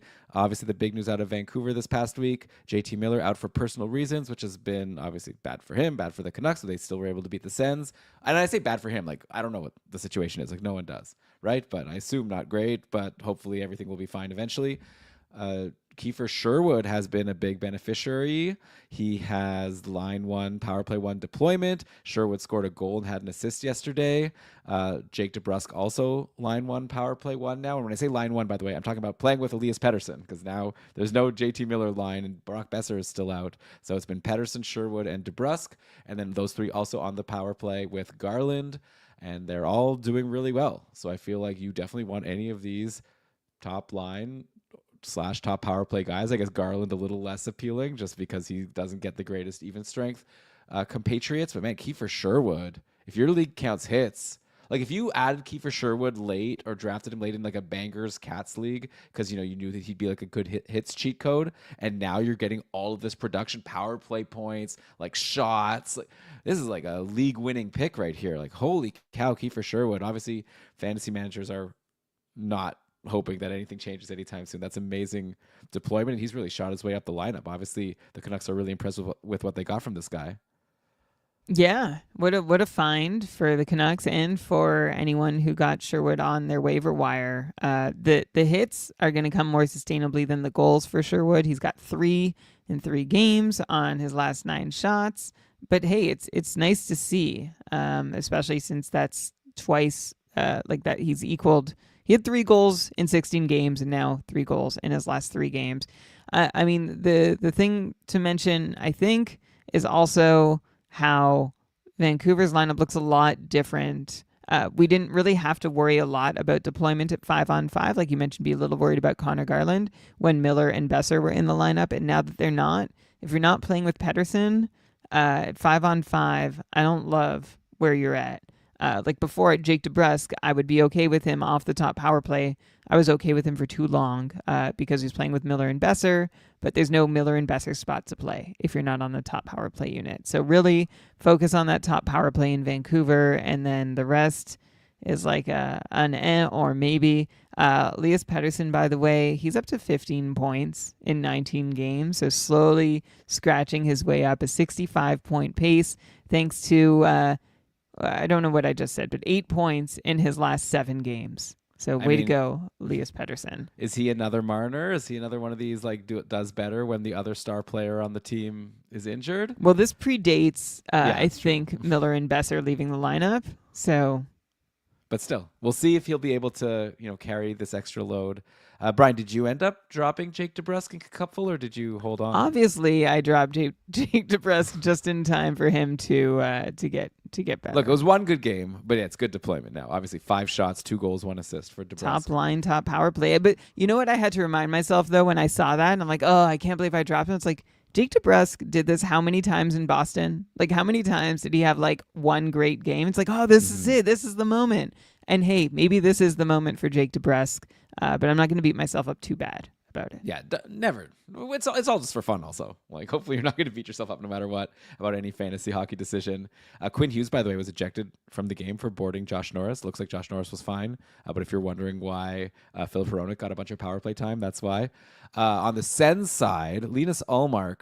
Okay, if someone's going to beat themselves up over something, it might be Sens management signing Linus Ullmark to a 4-year, $8.25 million contract extension so early into his tenure with the Sens, because Ullmark is now down to an .881 save percentage after this 4 goals against game. Would it be mean of me, Brian? I'm going to do it. Tell me if I'm being mean or not. I'm just going to say that Eunice Corpusalo currently has a .911 save percentage on the season, and Corpusalo has 4 quality starts in his last 4 games for Boston. And Linus Ullmark is doing really badly. So I'm just saying, I'm just telling you numbers. You can't get mad at me for telling you numbers. No, I mean, I think a lot of people get mad a lot of the time when people tell them numbers like prices and like stocks. Sure. Well, yeah. So I think as a Sens fan, you might be mad. But I mean, obviously it's different context, and I'm kind of kidding around here, but not a great start. Like Ullmark, I know in the whole vibe coming in was like, the Boston didn't even protect their goalies that well anyways. So it's not as if it's that different for Ullmark coming to. And it's like, I don't know what the advanced stats say about how Boston protects their goalies versus Ottawa, but I'll just say that Boston goalies tend to do a lot better, and Ottawa goalies always tend to do badly. And Ullmark is looking like, and Korpisalo looking like the next two examples. That seems to be true. Well, I've talked about the numbers before that Ottawa is offering better protection for their goalie this year, and Ullmark has struggled. And Korpisalo also did not come out strong out of the gate. I don't know what to tell you with this. It is I don't know if it's mean to point this out, but it certainly hurts. For anyone who has been waiting for their goaltending savior in Ottawa and got out from one bad contract to hopefully not enter into a worse contract. So, hey, we'll see what the future brings. It's hard for me to believe that Ullmark is not good and is this bad. But in the meantime, it's and I think I saw a quote recently from like Ottawa Senators coaches saying basically like they believe in both guys to be able to handle like the workload of an NHL starter. So to me, if I have Ullmark, that's at least a small red flag to be like, oh, so they might not think that he's their only option. Yeah, okay. And to give some positive news for Ottawa on the plus side, Tim Stützle scored his 100th career goal. So that's fun. 9 goals and 24 points in 20 games for Stützle. So he's really breaking out even beyond what he did in that first breakout year. So we'll see if he can keep that up. Really looking like a huge star in the league. Drake Batherson also had 2 assists in that game, bringing him to 20 points in 20 games. Brian, I don't know. I don't need a big, long answer, but do you see Drake Batherson as a point-per-game guy, or is this like a guy who's overperforming and will probably cool off? Well, I've wanted to see Drake Batherson as a point per game guy for a little while now. Looking at his 5-on-5 numbers, I think Drake Batherson is getting about what he deserves, and everything is pretty clear for him there. And on the power play, the good news is Drake Batherson is regularly on the top unit, which, I mean, wasn't necessarily in question, but it's nice to be reassured. Last season, Batherson had a 53% share of power play time. The season before that, like he'd always been a 60% plus, but then I think Ottawa was just shifting the way they shared both units. And now that there is kind of a top unit again, Batherson is on it, and he's capitalizing 8 power play points in 20 games. Is he getting like super lucky in it? I mean, he's shooting 33% as he has 4 power play goals on 12 shots. So maybe that's like an extra point or 2 than he should have. Otherwise, I don't know, Elon. Like I'd like to believe that finally, like I've thought Drake Batherson could be a 70-point player, and right now it's looking like he's better than that, and I'd like to believe it's true. All right, kudos Drake Batherson. Let's go to the next game here. Nashville beat Winnipeg 4-1. Which is like a very impressive win from like a not great team against one of the best teams. Eric Comrie was in net for Winnipeg for whatever it's worth. Like, it's not like Comrie was so bad, but yeah, Nashville got the win. The big stat line came from Jonathan Marchessault. 1 goal, 1 assist, 6 shots for Marchessault. He's playing on a line. This is kind of like Verhaeghe here, like kind of demoted. Marchessault was playing with Jankowski and Novak, but it worked for him, and he had a good game. Looks like the lines swapped around a lot, but I guess we'll see how things go for the next game. I'd imagine after a win, Marchessault will stick with those guys. I saw a tweet from a beat writer named Willie Donick, who said it was Marchessault's best game as a Pred, and it'll be interesting, obviously, to see now how he follows that up versus New Jersey tomorrow, to see if Marchessault can build on his one great game, I guess, so far. It could be that just taking him some time, and maybe this chemistry with Jankowski and Tommy Novak is what Marchessault was waiting for. Well, Marchessault is like lost at 5-on-5 this season. He's done next to nothing. He's shooting 2.5%. His shot rates are down a little. His expected goals are down a little bit more than a little. His line has been unproductive, both in expected goals, and they're shooting 2% as a unit. Like, this is Nashville, right? This is Nashville this year. So it is nice to see anything good happen for Nashville. And I don't know. I hope against hope sometimes. And I'm hoping that like a pretty decisive win and performance against Winnipeg on Saturday, like one of the league's top teams, is a spark that finally gets this team going. One thing that definitely worked for Nashville was that Marchessault, Jankowski, Novak line. 10 shots for, 0 shots against. They also won the attempts battle 13-2. Like, they destroyed. Now, who did they play against the most is another question. I'm not sure. When you're a third line, maybe you get some favorable pairings. But it's nice to see, look, Nashville has to build confidence somewhere. So even if this isn't the moment that everything starts coming together for the Predators and Marchessault specifically, it's hopefully a step closer to being there. Because, Marchessault, 5-on-5 this season, 2 5-on-5 points in 21 games. And part of that is because the line is bad, and part of that is because on top of the line being bad, they are seeing just terrible, terrible luck.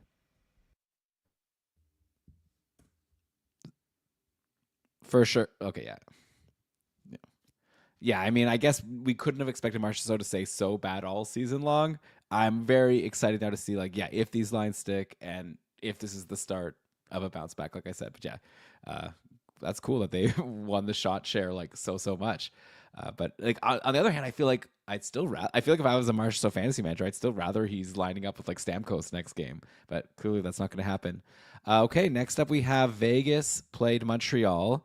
I was recording Matchup Maximizer yesterday. It was about the middle of that game, and I mentioned how Montembeault has been a lot better lately, and he'd only let in 1 goal so far in this game. And then I finished recording, and I released the episode, and then I saw that actually Montembeault did terribly after that, and Vegas won 6-2. So I totally jinxed him. I apologize to any Montembeault managers for that. Looks like Sam Montembeault is going to be a big hit or miss guy probably for the rest of the year. He's going to play a lot of games for Montreal. He had a pretty good week after a really bad week. I'd imagine it'll continue like that. On the flip side for Vegas, big game for Barbashev and Eichel. Each had 1 goal, 2 assists. They were playing on a line with a guy named Cal Burke, who scored a goal. So I'm definitely interested in a player playing with Barbashev and Eichel. I've never heard of Cal Burke. I will say that Victor Olofsson is on a conditioning stint, so this might be a seat warmer situation. But still, Brian, give us our classic. Who the heck is Cal Burke? How did he end up on the top line in Vegas? Cal Burke out of Boxborough, Massachusetts. Looks to be the brother of Cam Burke. Also out of Boxborough. Well, he never played beyond college Thanks level. For that info. But does he have any other siblings that I should know about? Not that I see, unless they were born in different places or different times. Does your source list siblings that haven't played hockey? So no, it doesn't. So he might have other siblings. This is hockey. He might have a lawyer. Yeah, I mean that's an interesting jump you made there, but sure. It could be anyone. Maybe he has a sibling who works at Burke and Burke. It's 3 siblings who opened a law firm. How many siblings this guy has? Someone tell us, please. We need to know. Actually, I did see that when I was looking him up that his name is sometimes referred to as Callahan Burke. If you do the full version. Very Cal's fancy. short for Callahan. Okay. I would have thought Calvin, but yeah, Callahan. Yeah. Maybe I actually have a friend who is having a baby soon, and it's going to be a boy, and they still haven't decided the name. And we've been just for fun, talking about some names. I should throw Callahan at him because he has been trying to come up with a non-standard name. I feel like it has a really nice air to it, right? A really fancy guy. Callahan. But then you can call him Cal. So it doesn't, Yeah. You don't have to put on airs if you don't want to, but you have the option. If you want to big time someone, you say your full name. Right. Cal is a super friendly, approachable name. Callahan is less so. Mm-hmm. I don't know. I wonder if we have any Callahans listening. Or, let us know. But anyway, so is he good? I don't know. Is he good? I don't think so. Okay. Undrafted, 27 years old. Your classic. I love every time. It was who is this guy? Suddenly doing it in the NHL with an opportunity. They're all 5'10" and 183 pounds. Always, and 27 years old. This is the sweet spot of AHL call up. He's been reasonably productive in the Colorado system for a couple seasons. And when I say reasonably, I mean reasonably enough to continue being a professional hockey player, but not necessarily to merit an NHL call up. Even in Notre Dame, he wasn't in his college career wasn't a huge scorer. So Elon, you want to know who he is? He has 6 points in 11 games with the Henderson Silver Knights of the AHL so far this season, and I'm not expecting a whole lot better than that in the bigs. Although, when you play with the top line in Las Vegas, you are worth us considering. Like, look at Anthony Richard in Philly, right? He got sent down, just as a lot of people added him. And the same could happen to Kalberg. How about that? And likely will. And also, I would recommend for people to take a look at Victor Olofsson, because he was looking pretty decent for a couple games before he got hurt. In the meantime, William Karlsson has quieted down a lot, as Brian always predicts. I guess if you always predict it's going to happen, you'll eventually be right. But yeah, only 1 assist in 4 games after starting with 9 points in 9 games. Is William Karlsson a snoozer? Do you recommend everyone drops him, or is this going to be another... why is my brain so bad? Who was the guy at Carolina again? It's an edit point. Jack Roslovic? Roslovic, yeah. Or is this going to be another Jack Roslovic situation? You know, on Frozen Tools, his name is Callahan Burke. Yeah, that's what I was saying. Oh, okay. I didn't know you named your source of where you saw him named Callahan, referred to as Callahan. I wonder what Cam's full name is. His brotber. It's probably not Cameron. It's probably something much fancier. Yeah, Cam. Camsidian. But anyways, let's talk about William Karlsson. William Karlsson. Yeah, no. I mean, so right. A broken clock is right twice a day. When I say William Karlsson is not someone like that you need to roster, because I don't expect him to be regularly relevant. I don't know if I'm lucky to be or unlucky to be wrong as often as I am, or what it is. But yeah, no top power play deployment. He has 3 shots in his last 3 games. His ice time is dwindling. His line mates are uninspiring. William Karlsson, Hard to disagree. Hard to disagree with you there. Ad break. Last one of the show. Let's finish this off. Let's go next to Boston-Detroit, Brian. A very low-scoring affair, which is the case for all Bruins games nowadays. The Bruins did pick up the win 2-1 over the Red Wings. That's 2 straight wins for the Bruins, even though they've only scored 3 goals total in those 2 games. Meanwhile, us Pasternak managers just watching, gritting our teeth, like, way to go, Bruins. You did it. I'm happy for you. without us.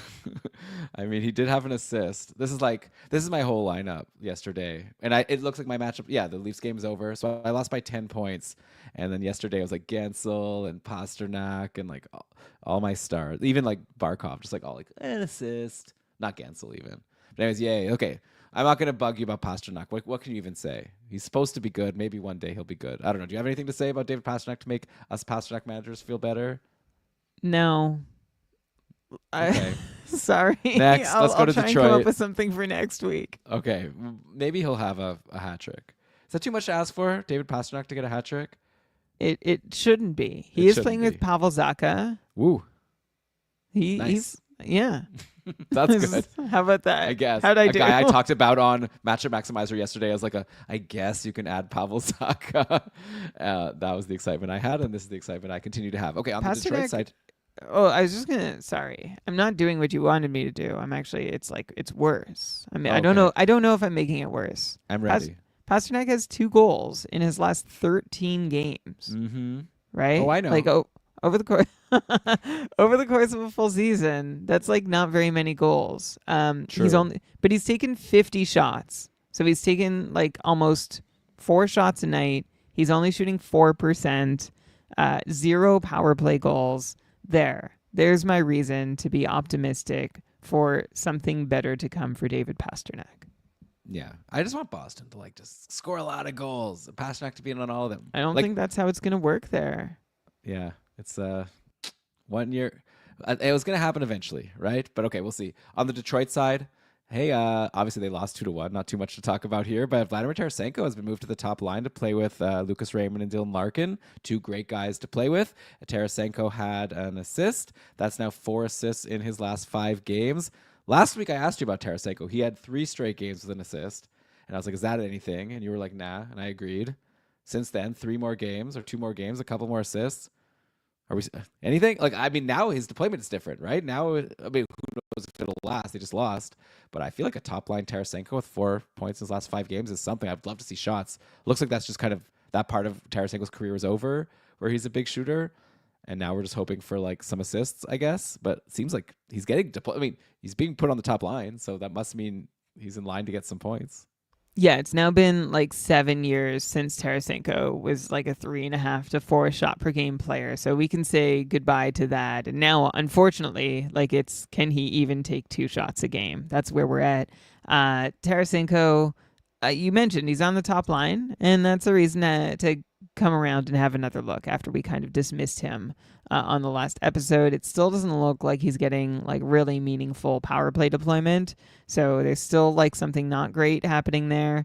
But more attractive now, Tarasenko, that he's playing with Dylan Larkin than he was a week ago at this time.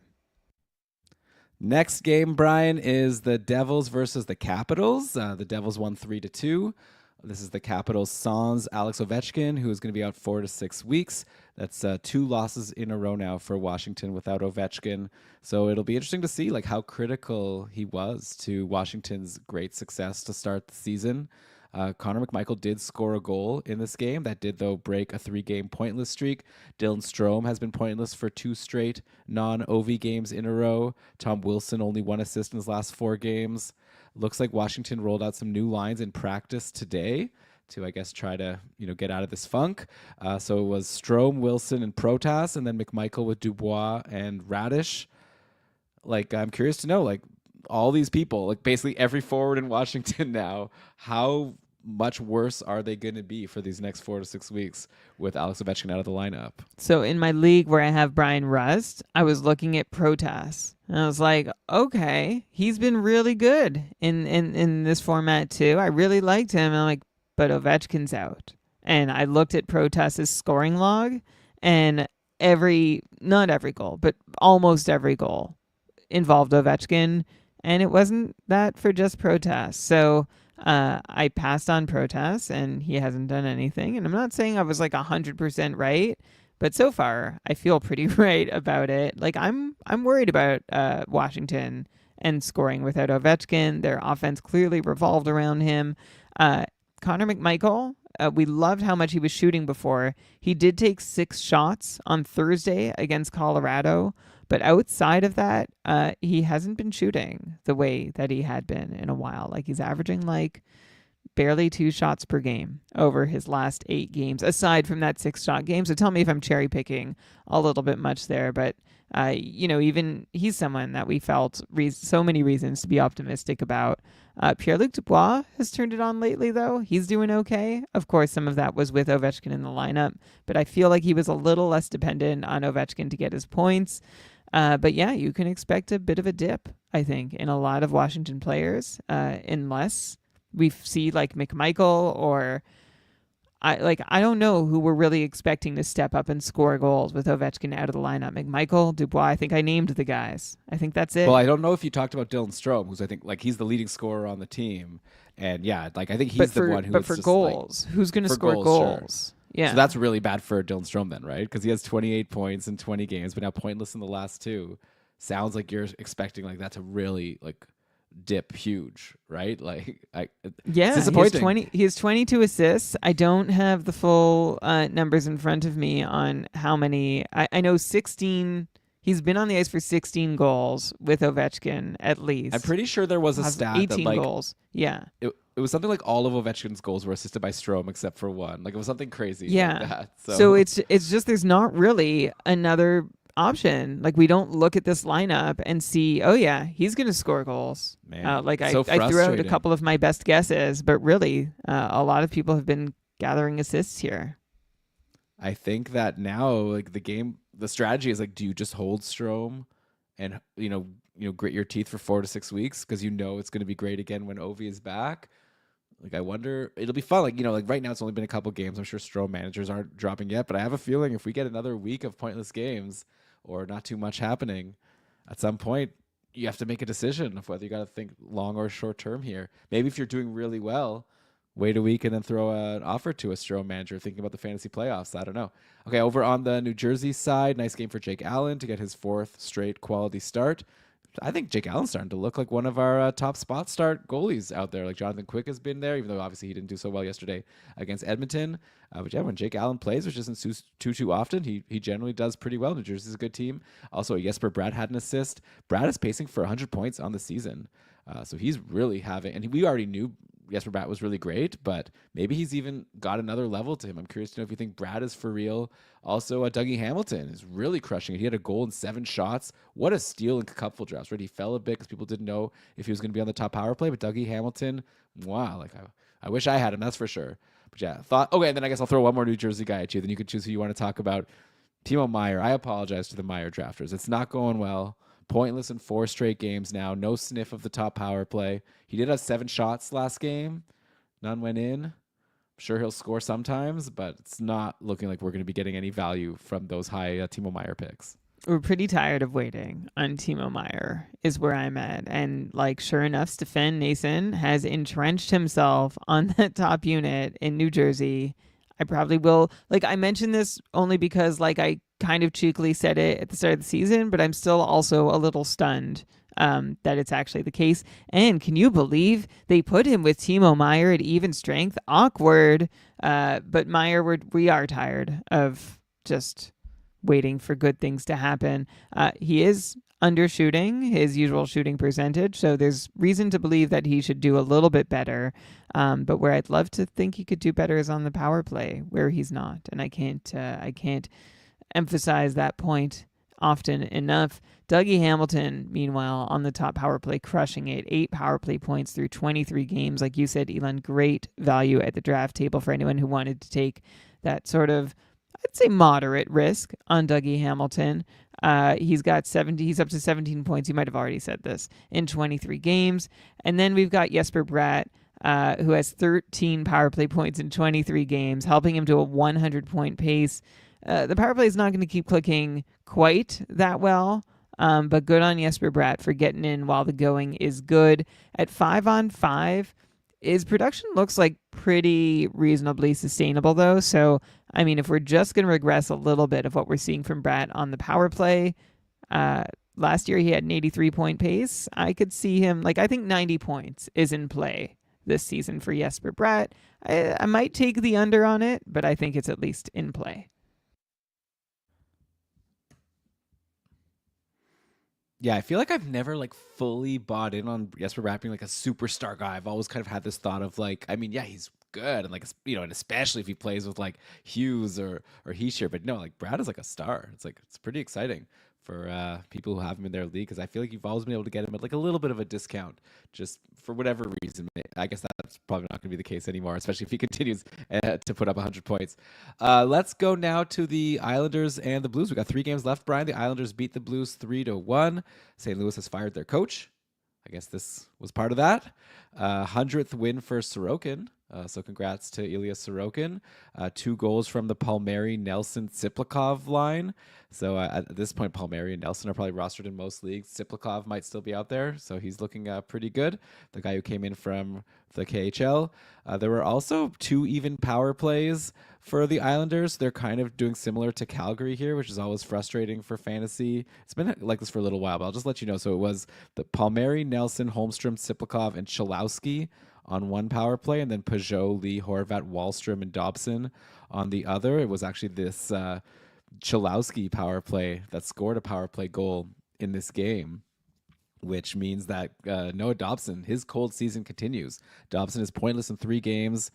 This was his first game with less than 50% power play share in a while.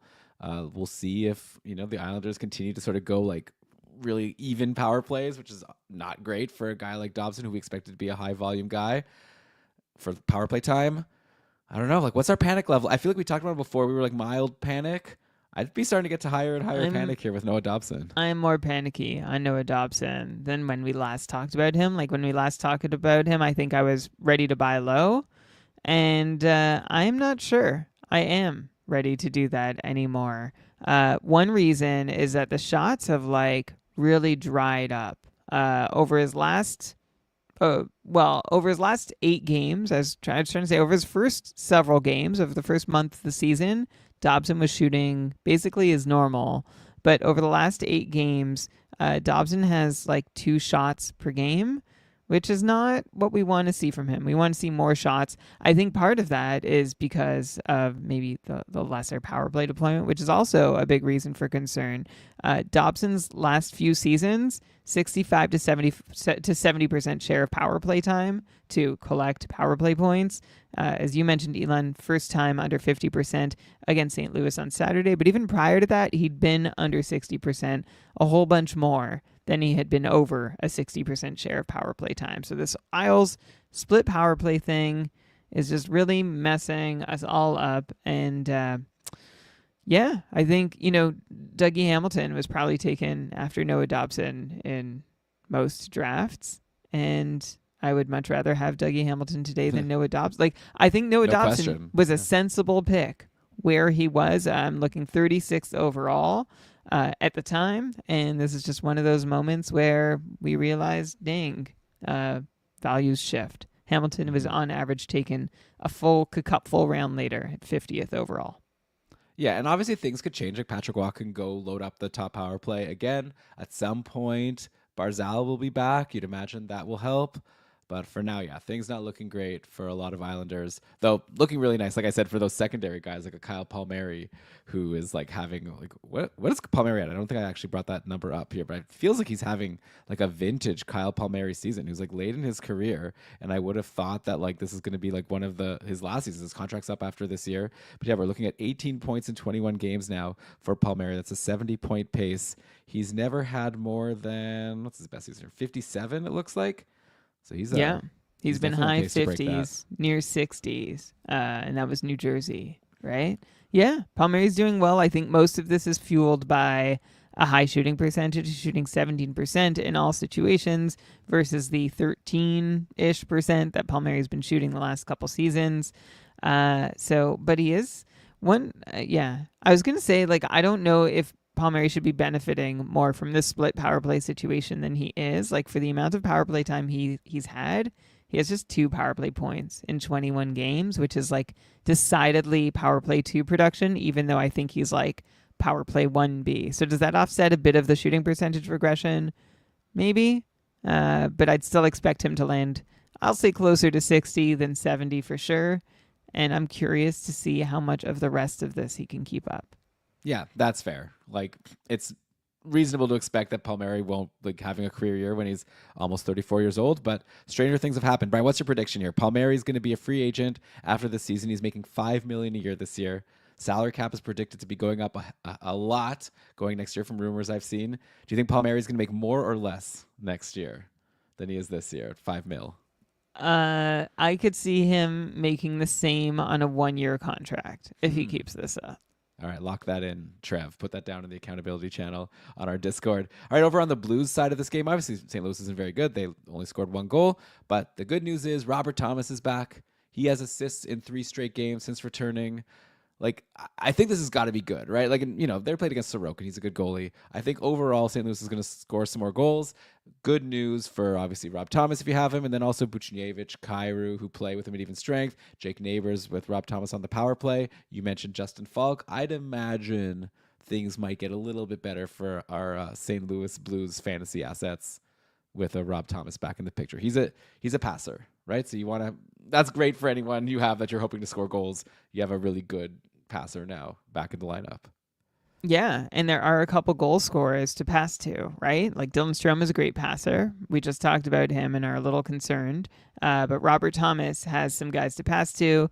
And, you've got Buchnevich, you've got Kyrou, and he's playing with both of them at 5-on-5 and even strength. So, I think, listen, Robert Thomas isn't going to solve everything for the Blues, nor is a new head coach. But in the meantime, if you've been waiting on some of your Blues to step up and do a little more, maybe this is it, including like Thomas in his 3 games back has 2 power play points too. And we know the Blues have sorely needed help there. Yeah, so don't cut bait on your Blues just yet. Give it another week. Your Justin Falk, who's pointless in 14 games. Give him 1 more week, maybe, before dropping for Ekblad. Drop someone else for Aaron Ekblad.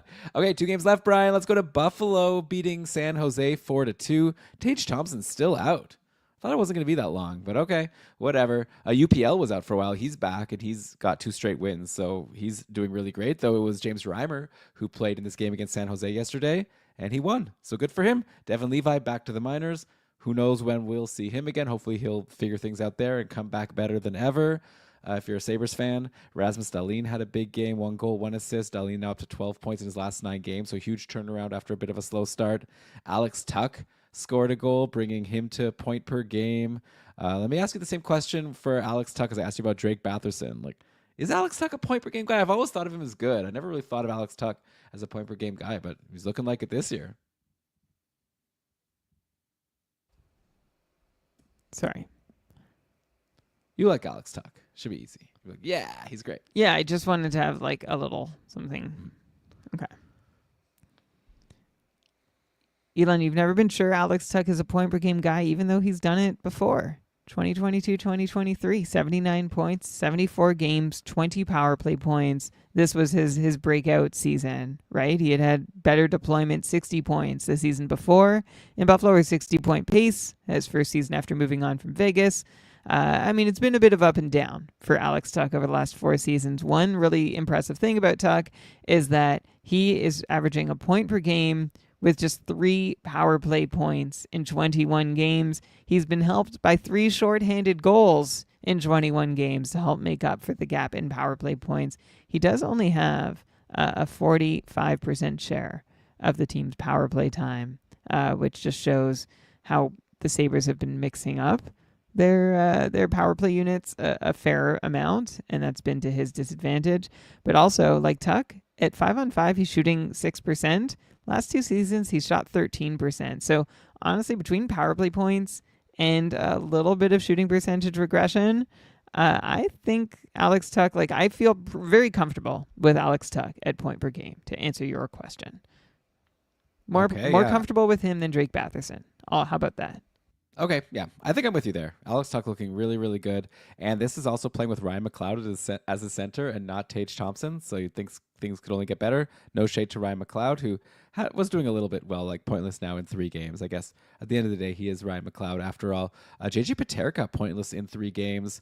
I'm going to say, like, I think this is a potential buy low. Like, I wouldn't be worried. There was someone else we were talking about before who was doing really well, but then is, like, pointless in his last 3 games. I had the same answer. Are you with me here, or do you feel any concern? I feel also Tage Thompson will help Paterka, like, back on the top power play. I think you're thinking of Jared McCann as the other guy Right. we're not worried about, and I will say the same for JJ Paterka. I don't see any huge changes in his ice time. Like, the shots aren't great, but it's also not that different than it has been for most of the season. I'd like Tage Thompson to come back soon. Paterka's playing with Jack Quinn and Yuri Kulik. There's really nowhere to play in the Buffalo lineup right now unless you're playing with Alex Tuck. So Paterka is not playing with Alex Tuck. I assume that's by design. And when Tage Thompson comes back, I assume that will change. So you got to, I think, at least give Paterka until Thompson's return. Yeah, I'm with you there. Oh, on the San Jose side, somehow Alex Wenberg has 5 points in his last 4 games. This is kind of like reminds me of a William Karlsson. Like, he gets hot once in a while, but I know for sure.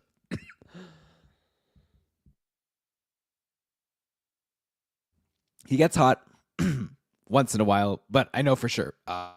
Damn it. Okay. Get it out. He gets hot. He gets hot once in a while, but I know for sure what you're going to say about Alex Wenberg, Brian. Yeah, I think you're right, which is kind of what you just said, right? He gets hot and then he does nothing. So, like, it makes a great stream that way, and I think William Karlsson is a nice, tidy comparison. Except William Karlsson, I think his highs are higher than Alex Wenberg's. Wenberg is doing great lately, but, like, he also never freaking shoots.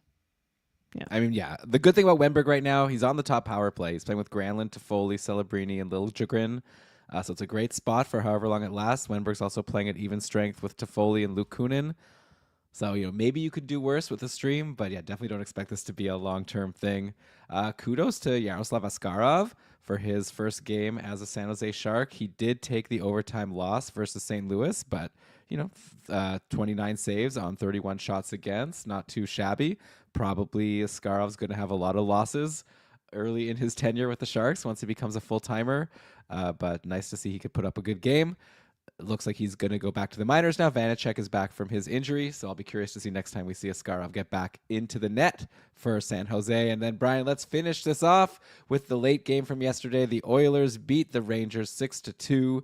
It was Jonathan Quick in net, ruining a good... I feel like it was like mean of the Rangers to put Quick in the net. It's like, he's had such a good run. Don't put him against the Oilers after a loss. Obviously, the Oilers were going to come out strong and ruin his sterling numbers. But yeah, nice bounce back game for Stuart Skinner in the other net after a rough game. Seems like we're going to just have a lot of that for the next little while. A good game, then a bad game from Stuart Skinner. He had a good game against the Sens on Tuesday, and then a bad game on Thursday, and then got a nice win here against the Rangers. You mentioned before about Evan Bouchard starting to improve after his slow start, similar to Dahlin. Little by little, 1 goal, 1 assist yesterday, inching closer to a point per game. 15 points in 22 games for Bouchard. I still kind of predict he's going to be pretty close to point per game by the end of the season. I don't think that's too far of a leap for me to be taking. Yeah, I think you're in the clear on that one. And then let's end on the Rangers here. So 2 goals for Panarin. That's great. Vincent Trocheck is pointless in 4 games. And Trocheck only has 1 goal in his last 8 games. And this is like playing with Panarin at even strength and on the power play. Like top line, top power play for Vincent Trocheck. How does he not have any... Like, Panarin's doing great. How is Trocheck like not getting any points recently? Is this just an IPP thing? Is he on the ice for a lot of goals that he's not getting credit for? Like passing to someone who passed to someone who passed to Panarin? Yeah, that's exactly what's happened. Trocheck is usually in on about 60 to 70% of the goals scored while he's on the ice. This season, Trocheck has been on the ice for 15 goals at 5-on-5, has points on just 5 of them. Normally, we would expect points on at least 10 of them. So that hasn't been working out that well for Vincent Trocheck, and I expect that to regress and be okay. And really, I think that's it. Like that's the thing that's happening to Trocheck this season. I'm not sure if it explains all of it. Like I'm trying to figure out if there's something else I'm missing because he's only on a 43-point pace.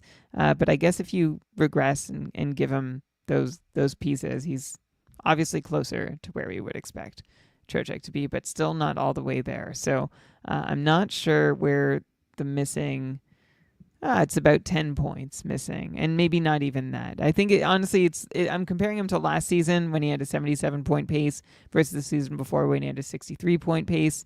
And I think all of that will come down to power play production, which so far has been and has room to be a little better, but I'm not as certain that it will get better as I am that Trocheck will just participate in more of the goals scored. Okay. Like, look, I'm just going to say, based on your answer and also based on just kind of what I'm seeing with his deployment, Trocheck seems to me like one of your top, like, buy low. If someone were to count him, who's a good buy low right now? I say Trocheck. It's got to be Trocheck. Yeah, absolutely. That wasn't my answer before I started talking. And then I didn't say it, so I'm glad you did. Trocheck is a real good-looking buy low candidate. And Elon, I'm going to try and go full circle here. Nichushkin for Trocheck. Do you do I want it? Nichushkin. I know you do. Okay. I like Nichushkin. I had him on my team last year, and he was like my only good player for stretches. It was so fun, and like he's the same guy, and also just this again. Like I already said this. Like last year, he also didn't start on the top power play. At some point, something's gonna shift, and then kaboom! I just have a feeling. And even if he's not on the top power play, still the floor is high. I think. But Trocheck's really good. Also, maybe I should say Trocheck. I don't know. It could go either way. Well, Trocheck's this is the trade-off I'm looking to make, right? Like Trocheck, I hear you. 65 points, upside for more. Nichushkin, not so different. Like definitely a little better, but a little less certain. I hear you. All right. Well, this has been a blast. We made it through 15 games, and we still did get some Leafs and Ducks talk in here. So we've covered every team in the league. Hopefully people have enjoyed this mega episode, which has lived up to its name as, what are we, over 2 hours in here? If you enjoyed this episode, we record lots of episodes on this podcast feed. So I would recommend subscribing to Keeping Karlsson to get everything we do, including Matchup Maximizer, which I dropped yesterday, which looks very short term, just the following fantasy week to try to recommend players you might want to stream in to get extra games played. Short shifts twice a week have been really good lately. So I definitely would recommend subscribing wherever you get your podcasts. Make sure you get every episode downloaded right to your device. You know how it works. Also, we would appreciate a 5-star review. I ask for it. I don't think we get it very often, but when we get it, it makes me feel good, and I think it's good for us. I don't know. I assume it is. I want people, like, our goal of saying all this blah blah blah is like trying to get more people to listen to the podcast, right? So you're a listener wondering, what am I doing here? I'm selling past the close, probably. So thanks, everyone. If you want to support the show, you can take a look at our Patreon, keepingkarlsson.com/patron. I mentioned a few perks right at the start, including likely admission into our Keeping Karlsson Ultimate Patron Fantasy League, as the waitlist is dwindling, and we're probably going to have a need for some more people to take over some teams. But with that, Brian, let's cue the outro music. Why don't you go ahead and read us the credits?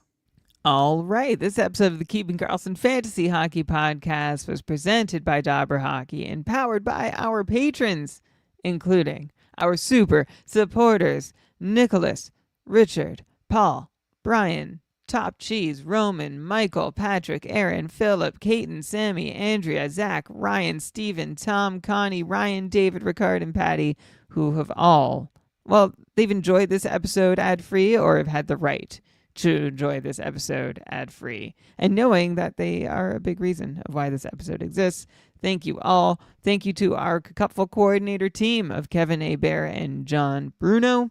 Thank you to Elon and Shams at GameDayTweets.com for giving us all the goods with none of the bads. Logo art by BrandonWeeb.com. Outro music by Pat Roach. This episode was researched with help from Dobber Hockey. Oh, also shout out to our Short Shifts crew. Thanks for the midweek content, keeping it coming strong.